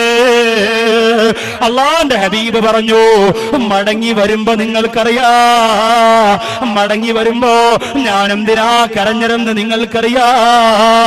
അബ്ദുറഹ്മാൻ ഇബ്നു ഔഫ് റളിയല്ലാഹു അൻഹുവിന്റെ മരണയാത്രയാണിതെന്ന് മനസ്സിലാക്കിയ നബിതങ്ങളുടെ മനസ്സറിയാ സഹാബത്തിന് കഴിഞ്ഞില്ല. യാത്രാ സംഘം ഇങ്ങനെ മുന്നോട്ട് പോവുകയാണ്. ദിവസങ്ങൾ ഒരുപാട് കഴിഞ്ഞു. വഴിയിൽ വെച്ച് അബ്ദുറഹ്മാൻ ഇബ്നു ഔഫിനോട് തന്റെ പ്രിയപ്പെട്ട കൂട്ടുകാർ പറഞ്ഞു, അല്ലയോ തങ്ങളെ, വയറ് വിശക്കുകയാണല്ലോ, ഭക്ഷണം കഴിക്കണം, അതുകൊണ്ട് എവിടെയെങ്കിലും വാഹനങ്ങളൊന്ന് ഒതുക്കിയിട്ട് ആരെങ്കിലും സഹായത്തിനുണ്ടെങ്കിൽ പാചകം ചെയ്യാമല്ലോ. അങ്ങനെ അബ്ദുറഹ്മാൻ ഇബ്നു ഔഫ് റളിയല്ലാഹു അൻഹു പറഞ്ഞു, അതാ അങ്ങ് ദൂരത്തൊരു ചെറിയ വെളിച്ചം കാണുന്നുണ്ട്, അവിടെ ആരെങ്കിലും കാണുമല്ലോ, അവിടെ പോയിട്ട് നമുക്കിതിനുള്ള തയ്യാറെടുപ്പ് നടത്താം. അങ്ങനെ യാത്രാ സംഘം അങ്ങോട്ട് പോവുകയാണ്. അവിടേക്ക് അടുക്കുമ്പോ ഒരു ചെറ്റക്കുടലാണ് തെളിഞ്ഞു വരുന്നത്. അബ്ദുറഹ്മാൻ ഇബ്നു ഔഫ് റളിയല്ലാഹു അൻഹു പറയുന്നു, അതൊരു ചെറിയ കൂരയാണ്. അവിടെ ചെല്ലുമ്പോ ചെറിയ ഒരു വെളിച്ചത്തിന് മുന്നിൽ വയോവൃദ്ധയായ ഒരു ഉമ്മയാണ് ഇരിക്കുന്നത്. അബ്ദുറഹ്മാൻ ഇബ്നു ഔഫ് റളിയല്ലാഹു അൻഹു പറഞ്ഞു, ഉമ്മ, ഞങ്ങൾ അല്ലാഹുവിന്റെ ഹബീബിന്റെ അടുത്ത് നിന്ന് വരുന്നവരാ, യാത്രാ സംഘമാണ്, ഞങ്ങൾക്ക് പാചകം ചെയ്യുന്നതിനുള്ള സൗകര്യം അവിടെ ഒരുക്കി തരുമോ എന്ന് ചോദിക്കുമ്പോ ആ ഉമ്മ പറഞ്ഞു, തങ്ങളെ, പാചകം ചെയ്യാനുള്ള എല്ലാ സാധനങ്ങളും ഇങ്ങ് തന്നേച്ചാ മതി, എല്ലാം ഞാൻ ഒരുക്കി തരാമെന്ന് പറഞ്ഞുകൊണ്ട് അബ്ദുറഹ്മാൻ ഇബ്നു ഔഫ് റളിയല്ലാഹു അൻഹു എല്ലാം ഇറക്കി വെച്ചു കൊടുക്കുമ്പോ സുബ്ഹാനല്ലാഹ്, അതെല്ലാം അകത്തേക്ക് കൊണ്ടുപോയി അവര് തന്നെ ഭക്ഷണം ഒരുക്കാമെന്ന് പറഞ്ഞപ്പോ അബ്ദുറഹ്മാൻ ഇബ്നു ഔഫ് റളിയല്ലാഹു അൻഹുവിനും കൂട്ടർക്കും സന്തോഷമായി. അവര് മരുഭൂമിയുടെ ചെറിയ തണലോരത്ത് കിടന്നൊന്ന് വിശ്രമിക്കുമ്പോ സുബ്ഹാനല്ലാഹ്, അവരേക്ക് അടിച്ചു വീശുന്ന ഇളം തെന്നലില് ആ ഉമ്മ തയ്യാറാക്കിയ സുവിശമായ സുന്ദരമായ ഭക്ഷണത്തിന്റെ രുചിയെത്തുകയാ. അബ്ദുറഹ്മാൻ ഇബ്നു ഔഫ് റളിയല്ലാഹു അൻഹുവിനോട് തന്റെ അണികൾ പറയുന്നു, തങ്ങളെ, വയോവൃദ്ധയായ ഉമ്മയുണ്ടല്ലോ, ഇത്ര പെട്ടെന്ന് ഭക്ഷണം ഒരുക്കിയോ തങ്ങളെ, ഇത്ര പെട്ടെന്ന് ഭക്ഷണം തയ്യാറാക്കിയോ? അബ്ദുറഹ്മാൻ ഇബ്നു ഔഫ് റളിയല്ലാഹു അൻഹു കുടിലിന്റെ മുമ്പിലേക്ക് നോക്കുമ്പോ ഉമ്മ വന്നിട്ട് പറയുന്നു, തങ്ങളെ ഭക്ഷണം റെഡിയാണ്, അതുകൊണ്ട് വേഗം വന്ന് കഴിച്ചോ, ചൂടാറുന്നതിന് മുമ്പ് രുചിയോടെ കഴിച്ചോ. അബ്ദുറഹ്മാൻ ഇബ്നു ഔഫ് റളിയല്ലാഹു അൻഹുവും കൂട്ടരും അത്ഭുതപ്പെട്ടു. വേഗം പോയിട്ട് ഭക്ഷണത്തിന്റെ മുമ്പിൽ ഇരിക്കുമ്പോ അബ്ദുറഹ്മാൻ ഇബ്നു ഔഫ് റളിയല്ലാഹു അൻഹു ആ ഉമ്മയോട് പറഞ്ഞു, ഉമ്മ എനിക്കൊരു സംശയം ചോദിക്കാനുണ്ട്. വയോവൃദ്ധയായ സുഖമില്ലാത്ത ഉമ്മ എങ്ങനെയാണ് ഇത്രയും പേർക്ക് വിപുലമായ ഭക്ഷണം ഒരുക്കിയതെന്ന് ചോദിക്കുമ്പോ ആ ഉമ്മയരാ കണ്ണീരോടെ പറയുന്നു, തങ്ങളെ ഇത് ഞാൻ ഒരുക്കിയതല്ല, എനിക്കതിന് കഴിയില്ല, എനിക്ക് രോഗമാണ് തങ്ങളെ. പക്ഷേ ഈ വീട്ടിന്റെ അകത്തുണ്ടല്ലോ പുറം ലോകം കാണാത്ത അല്ലാഹുവെ ഭയന്ന് ജീവിക്കുന്ന എന്റെ രണ്ട് പ്രിയപ്പെട്ട പെമ്മക്കളുണ്ട് തങ്ങളെ. അങ്ങ് അല്ലാഹുവിന്റെ ഹബീബിന്റെ അടുത്ത് നിന്ന് വരുന്ന യാത്രാസംഘമെന്ന് പറഞ്ഞപ്പോ എന്റെ പൊന്നാര മക്കള് വേഗം തന്നെ ഒരുക്കിയതാണ് തങ്ങളെ. അവരുടെ കൂടെ പ്രായമുള്ളവരുടെ നിക്കാഹൊക്കെ കഴിഞ്ഞു, അവർക്കൊക്കെ മക്കളായി. എന്റെ പ്രിയപ്പെട്ട മക്കൾക്ക് പണമില്ലാത്തത് കൊണ്ട്, കാശില്ലാത്തത് കൊണ്ട് ആരും എന്റെ മക്കളുടെ ഭാഗത്തേക്ക് വരുന്നില്ല. എനിക്ക് കിടക്കാടമില്ല. ഈ മരുഭൂമിയുടെ ഈ ഭാഗത്ത് വെച്ചിരിക്കുന്ന ചെറിയ ഒരു കുടിലല്ലാതെ എനിക്കൊന്നുമില്ല. അതുകൊണ്ട് എന്റെ മക്കളെ നോക്കാൻ ആരും വന്നിട്ടില്ല. എനിക്കറിവുള്ള ഒരുപാട് പേരുടെ മുന്നിലേക്ക് ഞാൻ പോയിട്ടുണ്ട്, പക്ഷേ എന്റെ മക്കളെ സഹായിക്കാൻ ആരും ഒരുങ്ങിയിട്ടില്ല. അബ്ദുറഹ്മാൻ ഇബ്നു ഔഫ് റളിയല്ലാഹു അൻഹുവിന്റെ കണ്ണുകളതാ നിറഞ്ഞൊഴുകി കണ്ണുനീര് ഭക്ഷണത്തിൽ വീണു. അവിടുന്ന് എഴുന്നേറ്റ് നിന്നിട്ട് ആ യാത്രാ സംഘങ്ങളോട് പറയുകയാ, എന്റെ പ്രിയപ്പെട്ട യാത്രക്കാരെ, എന്റെ കൂട്ടുകാരെ, ഈ വീട്ടിന്റെ അകത്ത് കഴിയുന്ന രണ്ട് പെൺകുട്ടികള് നിങ്ങളിൽ ആരാണ് രണ്ടുപേര് നിക്കാഹ് കഴിക്കുന്നത്? അങ്ങനെ നിങ്ങൾ നിക്കാഹ് ചെയ്താൽ അതിന് പകരം നിങ്ങൾ ചോദിക്കുന്നതെന്താണോ, അതിന് പകരം നിങ്ങൾ ആവശ്യപ്പെടുന്നതെന്താണോ, അത് ഞാനങ്ങ് തരാ. നിങ്ങളുടെ അടിമയാകണോ, അതിന് പോലും അബ്ദുറഹ്മാൻ ഇബ്നു ഔഫ് ഒരുക്കമാണെന്ന് പറയുമ്പോ രണ്ട് ചുണക്കുട്ടന്മാരായ സഹാബത്ത് എഴുന്നേറ്റ് നിന്നുകൊണ്ട് സമ്മതിക്കുന്നു. സുബ്ഹാനല്ലാഹ്. ഈ വാർത്ത കണ്ണീരോട് ആ ഉമ്മാകത്ത് പോയി പറയുമ്പോ ആ പ്രിയപ്പെട്ട മക്കള് വല്ലാതെ പൊട്ടിക്കരഞ്ഞു. എന്നിട്ട് അവരെന്താ ചെയ്തതെന്നറിയോ? രണ്ട് കൈയും ഉയർത്തിയിട്ട് റഹ്മാനായ പടച്ച റബ്ബിനോട് ദുആരക്കുന്നു. ഇത് ഞാൻ പറയുമ്പോ ചുറ്റുമൂലയിൽ അരപ്പട്ടിണിയും മുഴുപ്പട്ടിണിയുമായി കഴിയുന്ന പാവപ്പെട്ട പെമ്മക്കളുള്ള ഉപ്പമാരുടെ മനസ്സ് നിറയുമല്ലോ. ഉസ്താദേ, എന്റെ മോളിരിക്കുന്നും ദുഃഖമാണ്. എന്റെ മോളുടെ വളർച്ച കാണുമ്പോ, അവളുടെ ഭംഗി കാണുമ്പോ, പഠിക്കാൻ വേണ്ടി വീട്ടിൽ നിന്ന് ഇറങ്ങിപ്പോകുന്നത് കാണുമ്പോ എനിക്ക് വല്ലാത്ത സങ്കടമാണ്. 20 കഴിഞ്ഞ 25 കഴിഞ്ഞ എന്തിനേറെ അടിമാലിയിൽ ഞാൻ പ്രസംഗത്തിന് പോയപ്പോ പാവപ്പെട്ട പള്ളി ജോലി ചെയ്യുന്ന എന്റെ ഒരു സുഹൃത്തിന്റെ പെങ്ങൾക്ക് 31 വയസ്സായി. ചെറുപ്പക്കാരാ, ഇന്ന് വരെ കല്യാണം നടന്നിട്ടില്ല. കായലിന്റെ ഭാഗത്ത് ചെറിയ ഒരു കുടിലിന്റെ അകത്ത് കഴിയുന്ന, 3-4 മുട്ടുന്ന ചെറിയ വീടിന്റെ അകത്ത് കഴിയുന്ന ആ പൊന്നുമോളും ഒരു തുണിക്കടയിൽ പോവാണ്. ജീവിതത്തിന് വേറൊരു നിർവാഹമില്ല. എന്ന് പോയാലും ഉസ്താദേ ദ്വാരക്കടേ ദ്വാരക്കടേ എന്ന് പറഞ്ഞ് നിസ്കാരത്തടമ്പുള്ള തലമറച്ച ആ പാവപ്പെട്ട പെൺകുട്ടിയുടെ മുഖം എന്റെ മനസ്സിലുണ്ട്. അല്ലാഹു സാധുക്കളെ സഹായിക്കുന്ന ആരെങ്കിലും കരുണക്കടലാഹ റബ്ബേ, മഴത്തുള്ളികൾ ഇങ്ങനെ ആകാശത്ത് മുട്ടി നിൽക്കുന്ന രാത്രിയിൽ ആരാണോ കണ്ണീരപ്പാൽ പാവപ്പെട്ടവർക്ക് വേണ്ടി കൈ ഉയർത്തുന്നത്, അവരെ നീ അനുഗ്രഹിക്കണേ അല്ലാ. ആ പാവപ്പെട്ട മക്കളുടെ പ്രാർത്ഥനയുണ്ടല്ലോ, അതിന് ഔഷാദ് വാക്കയുടെ പ്രാർത്ഥന പോലെയല്ല, നിങ്ങൾ ഇഷ്ടപ്പെടുന്ന തങ്ങന്മാരുടെ പ്രാർത്ഥന പോലെയല്ല. ആ മക്കള് ദ്വാരക്കുന്നു, റബ്ബേ ഞങ്ങളുടെ ഈ മനോഹരമായ സന്തോഷമായ കല്യാണത്തിന് കാരണക്കാരായ അബ്ദുറഹ്മാൻ ഇബ്നു ഔഫ് റളിയല്ലാഹു അൻഹുവിന് നീ ആയുസ് നീട്ടി കൊടുക്കണേ അല്ലാഹ്. അബ്ദുറഹ്മാൻ ഇബ്നു ഔഫ് റളിയല്ലാഹു അൻഹു ആ യാത്രയിൽ മരണപ്പെടുമെന്നല്ലേ പറഞ്ഞത്. പക്ഷേ മരിച്ചില്ല പ്രിയപ്പെട്ടവരെ. അല്ലാഹുവിന്റെ റസൂൽ അബ്ദുറഹ്മാൻ ഇബ്നു ഔഫ് റളിയല്ലാഹു അൻഹുവിന്റെ മയ്യത്ത് സ്വീകരിക്കാനായി കാത്തിരിക്കുകയാണ്. നോക്കുമ്പോഴതാ യാത്രാ സംഘത്തിന്റെ മുമ്പില് സുബ്ഹാനല്ലാഹ് അബ്ദുറഹ്മാൻ ഇബ്നു ഔഫ് റളിയല്ലാഹു അൻഹു പുഞ്ചിരിച്ചുകൊണ്ടിരിക്കുന്നു. നബി തങ്ങൾ ഞെട്ടിപ്പോയി. അല്ലാഹു എന്തുകൊണ്ട് തീരുമാനം മാറ്റി? ഈ യാത്രയില് മരിപ്പിക്കുമെന്ന് തീരുമാനിച്ചിട്ട് എന്തുകൊണ്ട് കരുണക്കടലായ പടച്ച റബ്ബ് തീരുമാനം മാറ്റിയെന്ന് അല്ലാഹുവിന്റെ ഹബീബ് ചിന്തിക്കുമ്പോ വഴിയിൽ വെച്ച് നടന്ന സംഭവം അറിഞ്ഞ് അല്ലാഹുവിന്റെ റസൂല് പറഞ്ഞതെന്താ? അബ്ദുറഹ്മാൻ ഇബ്നു ഔഫ് ഫിൽ ജന്ന. എന്റെ അബ്ദുറഹ്മാൻ സ്വർഗത്തിലാണ്. അല്ലാഹു നമുക്കതിനുള്ള ഭാഗ്യം തരട്ടെ. ഇത് കളിയല്ല പ്രിയപ്പെട്ടവരെ. എത്രയോ പാവപ്പെട്ട ചെറ്റക്കൂരയുടകത്ത് പാവപ്പെട്ട പെൺകുട്ടികള് അന്യപുരുഷന്മാരുമായി ഇറങ്ങിപ്പോകുന്നില്ലേ? പള്ളികളൊന്നും അത് തീരുമാനിക്കൂലല്ലോ. പണക്കാരുടെ കാര്യം മാത്രം അറിഞ്ഞാൽ മതിയല്ലോ. പല കമ്മിറ്റിക്കാർക്ക് സമ്പന്നരുടെ വിഷയം മാത്രം ചർച്ച ചെയ്യുന്ന പള്ളികൾ, പണക്കാരുടെ വിഷയം മാത്രം ചർച്ച ചെയ്യുന്ന പൊതുയോഗങ്ങൾ.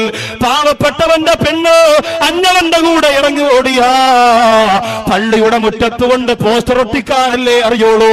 പള്ളി വിലക്കിയിരിക്കുന്നു.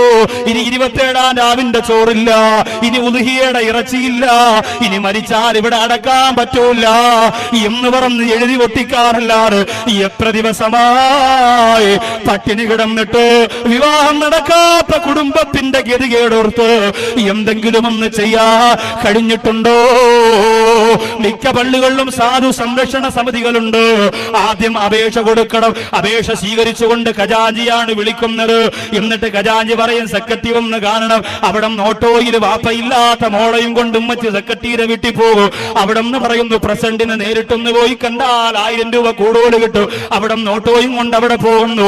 ഇങ്ങനെ 11 പരിപാലകരുണ്ടെങ്കിൽ അവരുടെ വീടിന്റെ അകത്തടകളിലേക്ക് ഓട്ടോയും പിടിച്ച് ടാക്സിയും പിടിച്ച് പാവപ്പെട്ട വാപ്പയില്ലാത്ത പൊന്നുമോളയും കൊണ്ട് ഉമ്മ കറങ്ങുമ്പോ അവസാനം 2000 രൂപ സാധു സംരക്ഷണ സമിതിയിൽ നിന്ന് എഴുതി കൊടുക്കുമ്പോ 1000 രൂപ ഓട്ടോ കൂലിയായി, 500 രൂപ ചിലവായി, 500 രൂപ മോള കല്യാണത്തിന് കൊടുക്കാനുള്ള അവസ്ഥയല്ലേ വരുന്നത്? ഒരവസ്ഥയ്ക്ക് മാറ്റം വരണം സഹോദരങ്ങളെ. ഒരവസ്ഥയ്ക്ക് മാറ്റം വരണം പ്രിയപ്പെട്ടവരെ. അതുകൊണ്ട് ഞാൻ ഈ സരസിനോട് ഓർമ്മപ്പെടുത്തുകയാണ്. എന്റെ വാതിലേക്ക് ഞാൻ കടന്നു വരുന്നതിന് മുമ്പ്, കുടുംബജീവിതത്തിന്റെ കവാടത്തിലേക്ക് കടക്കുന്നതിന് മുമ്പ് എന്റെ സഹോദരങ്ങളോട് ഞാൻ ഓർമ്മപ്പെടുത്തുകയാണ്. നമുക്ക് അല്ലാഹു ചെയ്ത സഹാരമുണ്ടല്ലോ. നമ്മുടെ ഭാര്യയും നമ്മുടെ മക്കളും ഉണ്ടല്ലോ. സുബ്ഹാനല്ലാഹ്. അവർക്ക് നിയ്യത്ത് ചെയ്തുകൊണ്ട് ഈ പരിശുദ്ധമായ മജ്‌ലിസിനും നിങ്ങളൊരു സ്വതക്ക കൊടുക്കണം. അല്ലാഹു അത് നിയ്യത്ത് ചെയ്യുന്നവരെ അനുഗ്രഹിക്കട്ടെ. കഴിഞ്ഞ റമളാൻ മാസത്തിന് 3 ദിവസത്തിന് മുമ്പ് കാരേറ്റ് പെരിന്തമൽ നടന്ന അപകടം നമുക്കറിയുമല്ലോ.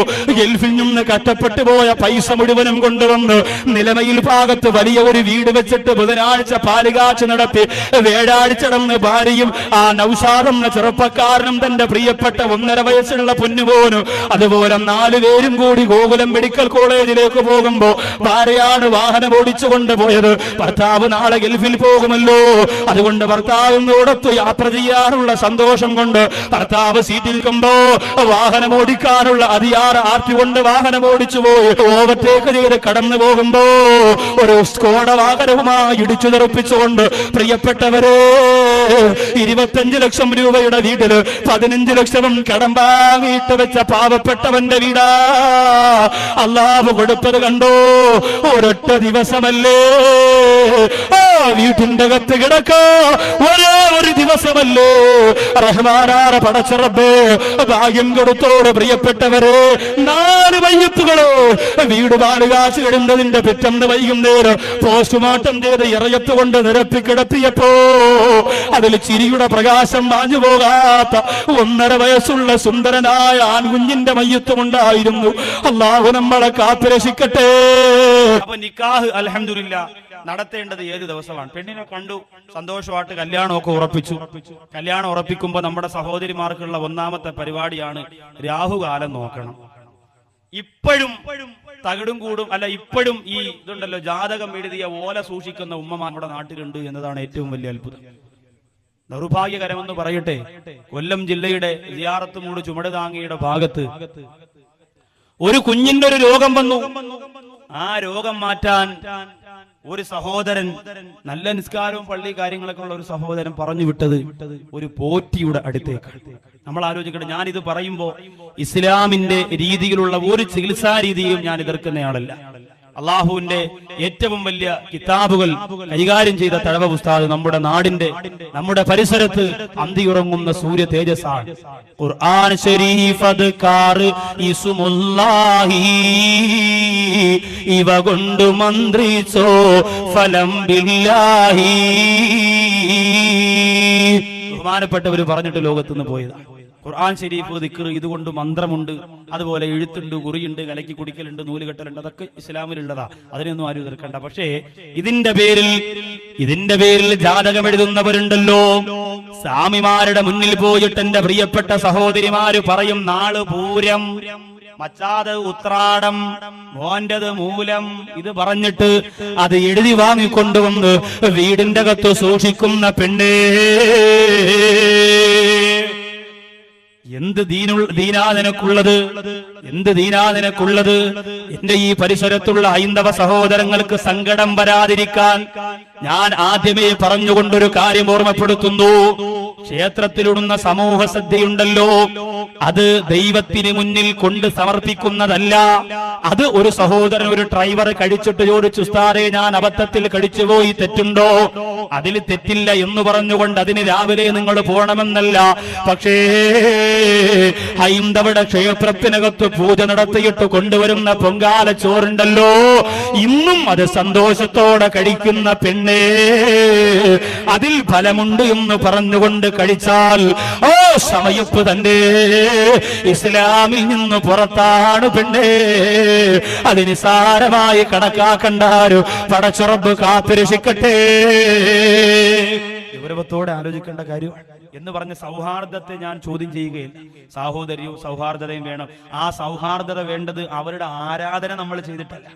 നമ്മളവരോട്, അള്ളാന്റെ ഹബീബ് മറ്റു മതത്തിലുള്ളവരോട് സൗഹാർദ്ദത കാണിച്ചത് അവരുടെ ആരാധനകൾ കൈയടക്കി വെച്ചുകൊണ്ടല്ല, മറിച്ച് അവരെ സഹായിക്കുക. എന്തെങ്കിലും ആവശ്യം വന്ന്, നമ്മുടെ വീട്ടിൽ വാഹനമുണ്ട്, അപ്പുറത്തെ പ്രസന്ന ചേച്ചിയുടെ വീട്ടിൽ വാഹനമില്ല, അവരുടെ മോള് രാത്രി അസുഖം വന്ന് നിലവിളിക്കാണ്, പെട്ടെന്ന് നമ്മൾ വണ്ടി ഇറക്കിയിട്ട് എടുത്ത് കയറ്റി കൊണ്ടുപോവാൻ, അങ്ങനെയൊക്കെയുള്ള സഹായങ്ങൾ ചെയ്യുക, അയൽവാസ ബന്ധം സുലഭമാക്കുക.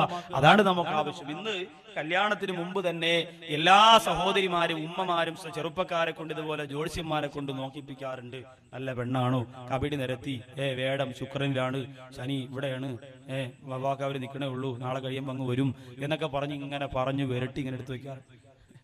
ഈ അടുത്ത് ചാനലിലൊരു പ്രോഗ്രാം ഉണ്ടായിരുന്നു, ജ്യോത്സ്യനോട് ചോദിക്കാം. ജോസ്, ഈ ചാനലുകാർ സമ്മതിച്ചു കൊടുത്തേ പറ്റൂട്ടോ. പാവപ്പെട്ട ലോറൻസിനെയൊക്കെ പിടിച്ച് വേരട്ടി ഓരോന്ന് പറയിപ്പിച്ച് അയാൾ കുടുങ്ങിയും പോയി, കഷ്ടം. ഇങ്ങനെ ഓരോന്നോരോന്ന് ചോദിക്കും. പണ്ട് കോഴിക്കോട് ജില്ല കേരള കലോത്സവത്തിൽ നമ്പർ 1 സ്ഥാനം നേടിയപ്പോ ഭരതനാട്യത്തിന് കലാതിലകം അവാർഡ് വാങ്ങിയത് ഒരു മുസ്ലിം ഉമ്മയുടെ മോളായിരുന്നു. അപ്പൊ ചാനലുകാർ വന്നിട്ട് ആ മുസ്ലിം ഉമ്മയോട് ചോദിക്കാണ്, നിങ്ങൾക്ക് ഈ അവാർഡ് വാങ്ങിയതിൽ ഇസ്ലാമിൽ എതിർപ്പൊന്നുമില്ലേ? വേറെ ഒന്നും അവന് ചോദിക്കാനില്ല, ഗുരുത്തം കേട്ടു, ഇതേ ഉള്ളൂ. ഈ പെണ്ണെന്ത് മറുപടി കൊടുക്കുമെന്ന് അവന് നേരത്തെ അറിയാം. എന്താ പെണ്ണ് പറഞ്ഞറിയോ? ഇസ്ലാമും പള്ളിയൊക്കെ അങ്ങനെ പറയും, എന്റെ മോളെ എനിക്കൊരു കാവ്യാമാധവനാക്കണം. ഇസ്ലാമും പള്ളിയൊക്കെ അങ്ങനെ പറയും, എന്റെ മോളെ എനിക്കൊരു കാവ്യാമാതാക്കണമെന്ന് ഇനി ആരും പറയൂല. കരിയോല് കാരണം ഇറങ്ങി നടക്കാൻ വയ്യ പാവം. നമ്മൾ ആലോചിച്ച് നോക്കി, എന്തിനാണ് ഇതിന്റെ ആവശ്യങ്ങൾ എന്താ? സിനിമാ പ്രവർത്തകർ, കുറെ പാർട്ടി കാര്യങ്ങൾ, പിന്നെ ചില പള്ളികൾ തന്നെ എന്നോട് ആ തിരുവനന്തപുരം അട്ടക്കുളങ്ങരയിൽ ഒരു വെള്ളിയാഴ്ച വന്നപ്പോ ഒരു ലെറ്റർ കൊണ്ട് ഒരാൾ വന്നിട്ട് പറയാം, കമ്മിറ്റിപ്പെട്ട ആളാ, പിന്നെ ഉസ്താദേ ഇമാം ഹസൻ ഇവിടെ തിരുവനന്തപുരത്ത് നിർത്തുന്നതിനെതിരെ ശക്തമായ രീതിയിൽ നിങ്ങൾ ജുമഅക്ക് പറഞ്ഞു. ഞാൻ പറഞ്ഞു, ഇന്ന് ഞാൻ ജുമഅക്ക് പറഞ്ഞത് ബഹുമാനപ്പെട്ട ഹസനെ കുറിച്ചാണ്. തന്നെ ഹസൻ റളിയല്ലാഹു അൻഹുവിനെ കുറിച്ച്. ഉസ്താദുമാരെ ജുമഅക്ക് പള്ളിയിൽ വോട്ട് പിടിക്കുന്ന കാലം അതിന്റെ ഒന്നും ആവശ്യമില്ല. മുമ്പ് ഒരു കഴുതയുടെ കഥ പറഞ്ഞ കണക്ക് നമ്മൾ അനുഭവിക്കാനുള്ളത് വല്ലാഹി അനുഭവിച്ചേ പറ്റൂ, ആര് വന്നാൽ. പിന്നെ ഇപ്പോഴത്തെ നേതാക്കന്മാർക്ക് ഒരു സ്വഭാവം ഉണ്ടെന്ന് പറഞ്ഞാൽ, ആര് മരിച്ചാലും വണ്ടിയിൽ ഒന്ന് അവിടെ ഇറങ്ങി. ഞാൻ തിരുവനന്തപുരത്തായിരുന്നു, വന്നു റീത്ത് കൊണ്ടുവച്ചു, ശരിയെന്നാ ഉറങ്ങട്ടെ, ഓക്കെ. അപ്പുറത്ത് വന്നടി, നമ്മുടെ വാച്ചർ കണ്ടില്ല, അങ്ങനെ വന്നടി, തീർന്ന്. വന്നപ്പോ പിന്നെ ഈ മയ്യത്തിന് എല്ലാം അള്ളാഹ് പുറത്തു കൊടുത്ത് സ്വർഗത്തിൽ വിടാൻ പോവാ. വരണ്ടാന്നല്ല ഞാൻ പറഞ്ഞത്, വന്നിട്ട് എന്താ ചെയ്യേണ്ടത്? റീത്ത് വെച്ച് മയ്യത്തിന്റെ വയറിന് പൊക്കി പിന്നെ കുത്തി നോക്കിയിട്ടല്ല പോകാനുള്ളത്. എന്തെങ്കിലും പാവപ്പെട്ടവരാണെങ്കിൽ സങ്കടങ്ങളുണ്ടെങ്കിൽ അതിനെ പറഞ്ഞ് സമാധാനിപ്പിക്കാൻ, എന്തെങ്കിലും സഹായമായിട്ട് പിന്നെ വരാം എന്നൊരു വാക്കെങ്കിലും പറഞ്ഞിട്ട് വേണം പോകാൻ. അങ്ങനെ എല്ലാവരും രംഗത്തിറങ്ങിയിരിക്കുകയാണ്. പടച്ചറമ്പ് കാത്തിരക്ഷിക്കട്ടെ, വിശദീകരിക്കുന്നില്ല. പണ്ടൊരു കഴുതയുടെ കഥ പറഞ്ഞ പോലെ, കഴുതയും കൊണ്ട് കഴുതയുടെ മുതലാളി ഇങ്ങനെ പോയപ്പോ കൊള്ളക്കാര് വടിയിൽ നിൽക്കാൻ. കുറച്ചുപേര് പറഞ്ഞു കഴുതയും കൊണ്ട് രക്ഷപ്പെട്ടോ, അല്ലെങ്കിൽ കൊള്ളക്കാര് കഴുതയെ പിടിച്ചെടുക്കും, നിന്നെ കൊല്ലുന്നു. പിന്നെ മുതലാളി കഴുതയോട് പറഞ്ഞു നമുക്ക് ഓടി രക്ഷപ്പെടാം. കഴുത പറഞ്ഞു നിങ്ങൾ ഓടി രക്ഷപ്പെട്ടോ, ഞാനെന്തിനാ ഓടുന്നത്? എന്നെ നിങ്ങൾ കൊണ്ടുപോയാലും ഞാൻ ഭാരം ചുമക്കണം, എന്നെ അവർ പിടിച്ചുകൊണ്ട് പോയാലും ഭാരം ചുമക്കണം, എന്റെ കാര്യം കണക്കാം. അതുകൊണ്ട് ഞാൻ പിന്നെ പതുക്കെ കടന്നങ്ങ് പോവാ. ഇത് തന്നെയാണ് നമ്മുടെ അവസ്ഥ. ആര് ജയിച്ചാലും ചുമക്കേണ്ടത് നമ്മുടെ കാര്യമാണ്. അതുകൊണ്ട് സഹോദരങ്ങളെ, മനുഷ്യത്വമുള്ളവർ അല്ലാഹു ജയിപ്പിക്കട്ടെ. നമ്മുടെ നാട്ടിൽ പാവപ്പെട്ടവരാണ് ഹൈന്ദവ, ക്രൈസ്തവ, മുസ്ലിം സഹോദരങ്ങൾ ഒരുപാട് കട്ടത അനുഭവിക്കുന്നുണ്ട്. അവരുടെ കണ്ണുനീരിന്റെ ഒരു തുള്ളിക്കെങ്കിലും അറുതി വരുത്താൻ കഴിവുള്ള നേതൃത്വത്തെ റഹ്മാനായ പടച്ച റബ്ബ് അത്ഭുതകരമായി വിജയിപ്പിക്കട്ടെ. അങ്ങനെ ചാനലുകാരൻ ജോൾസിനോട് ചോദിച്ചതാ, ആരധികാരത്തിൽ വരും? ജോൾസൻ കബഡി നടത്തിയിട്ട് പറഞ്ഞു അധികാരത്തിൽ വരുന്നത് UDF. അപ്പൊ അച്യുതാനന്ദന്റെ സമയം നോക്കി, അച്യുതാനന്ദന് ഇനി നല്ല സമയമാണ്, ഇനി വരാം. അത് കൊള്ളാം. അധികാരത്തിൽ വരുന്ന UDF അച്യുതാനന്ദന് നല്ല സമയമാണ്. അതെന്താ അങ്ങനെ പറയുന്നത്? അധികാരത്തിരിക്കുമ്പോൾ മോശമാണ്. ഇങ്ങനെ വാലും അറ്റവുമില്ലാത്ത രീതിയിൽ മറുപടി കിട്ടിയിട്ട് പ്രിയപ്പെട്ട ഉമ്മമാര് ജോത്സ്യപ്പണി നടത്തിയിട്ട് എന്തിനേറെ നിക്കാഹിന്റെ സരസില്ലേ, ആ സരസിൽ തന്റെ പൊന്നുമോളും മോനും മരുമോനും കുടിക്കാൻ പോകുന്ന പാലിൽ വരെ ഭസ്മം കലക്കുന്ന കാലമാണ്. നിക്കാഹിന്റെ അവസ്ഥയൊക്കെ അതാണല്ലോ. കഴിവിന്റെ പരമാവധി പരസ്യമായ പാലികെട്ടന്റെ പ്രിയപ്പെട്ട ചെറുപ്പക്കാരാ, നിനക്ക് നട്ടല്ലുണ്ടെങ്കിൽ നീ ഒഴിവാക്കണമെടാ. ആണത്തമുണ്ടെങ്കിൽ, ഈമാനുണ്ടെങ്കിൽ, ഇസ്സത്തുണ്ടെങ്കിൽ നീ പറയണോ, ആകാശമൊന്നും ഇടിഞ്ഞു വീഴൂല. കുറെ പെണ്ണുങ്ങൾ കിടന്ന് ചലയ്ക്കുന്നത് ശരിയാണ്. അവന് പിന്നെ ഭയങ്കര ഈമാനൊക്കെ ആയിപ്പോയി, നീ ഭയങ്കര മുസ്ലിയാർ കമ്പനി ആയിപ്പോയി എന്ന് പറഞ്ഞ് കുറെ പെണ്ണുങ്ങൾ കിടന്നിരിക്കും. അതിലൊന്നും വലിയ കാര്യമില്ല, അതങ്ങ് തീർന്നോളും. അത് ഇച്ചിരി ക്ഷീണമൊക്കെ അങ്ങ് വരുമ്പോൾ അതങ്ങ് നിർത്തിക്കോളും. നമ്മൾ തീരുമാനം എടുക്കും. എന്റെ കല്യാണം തീരുമാനിക്കേണ്ടത് ഞാനാണ്. വാപ്പാരുടെ അടുത്ത് പറയുക, ഉമ്മയുടെ അടുത്ത് പറയുക, ബാക്കി കാര്യങ്ങൾ ചെയ്യുക. താലി കെട്ട് പരസ്യമായിട്ട് പാലും വെള്ളവും കൂടി ഇത് കുടിക്കുമ്പോൾ കുറെ ചെറുപ്പക്കാർ മൊബൈലും അളേ എടുത്തോളാം, എന്റെ ക്ലാരിറ്റി ഇല്ല, എന്ത് മൊബൈൽ എല്ലാ പുതിയ ഫോട്ടോ ഇങ്ങനെ എടുത്തു വെക്കും. എല്ലാവരും ഫോട്ടോയും മെമ്മറി ഫുള്ളാക്കിയിട്ട് വീട്ടിൽ പോയി കണ്ട് രസിക്കാനല്ലാതെ എന്തിനു കൊള്ളാം. വളരെ വൃത്തികെട്ട, വളരെ മോശമായ ഒരു പരിപാടിയാണ് ഈ മൊബൈലിൽ പുതിയ പെണ്ണിന്റെയും പുതുമാപ്പിളയും ഫോട്ടോ എടുക്കുന്നത്. റബ്ബ് കാത്തിരക്ഷിക്കും.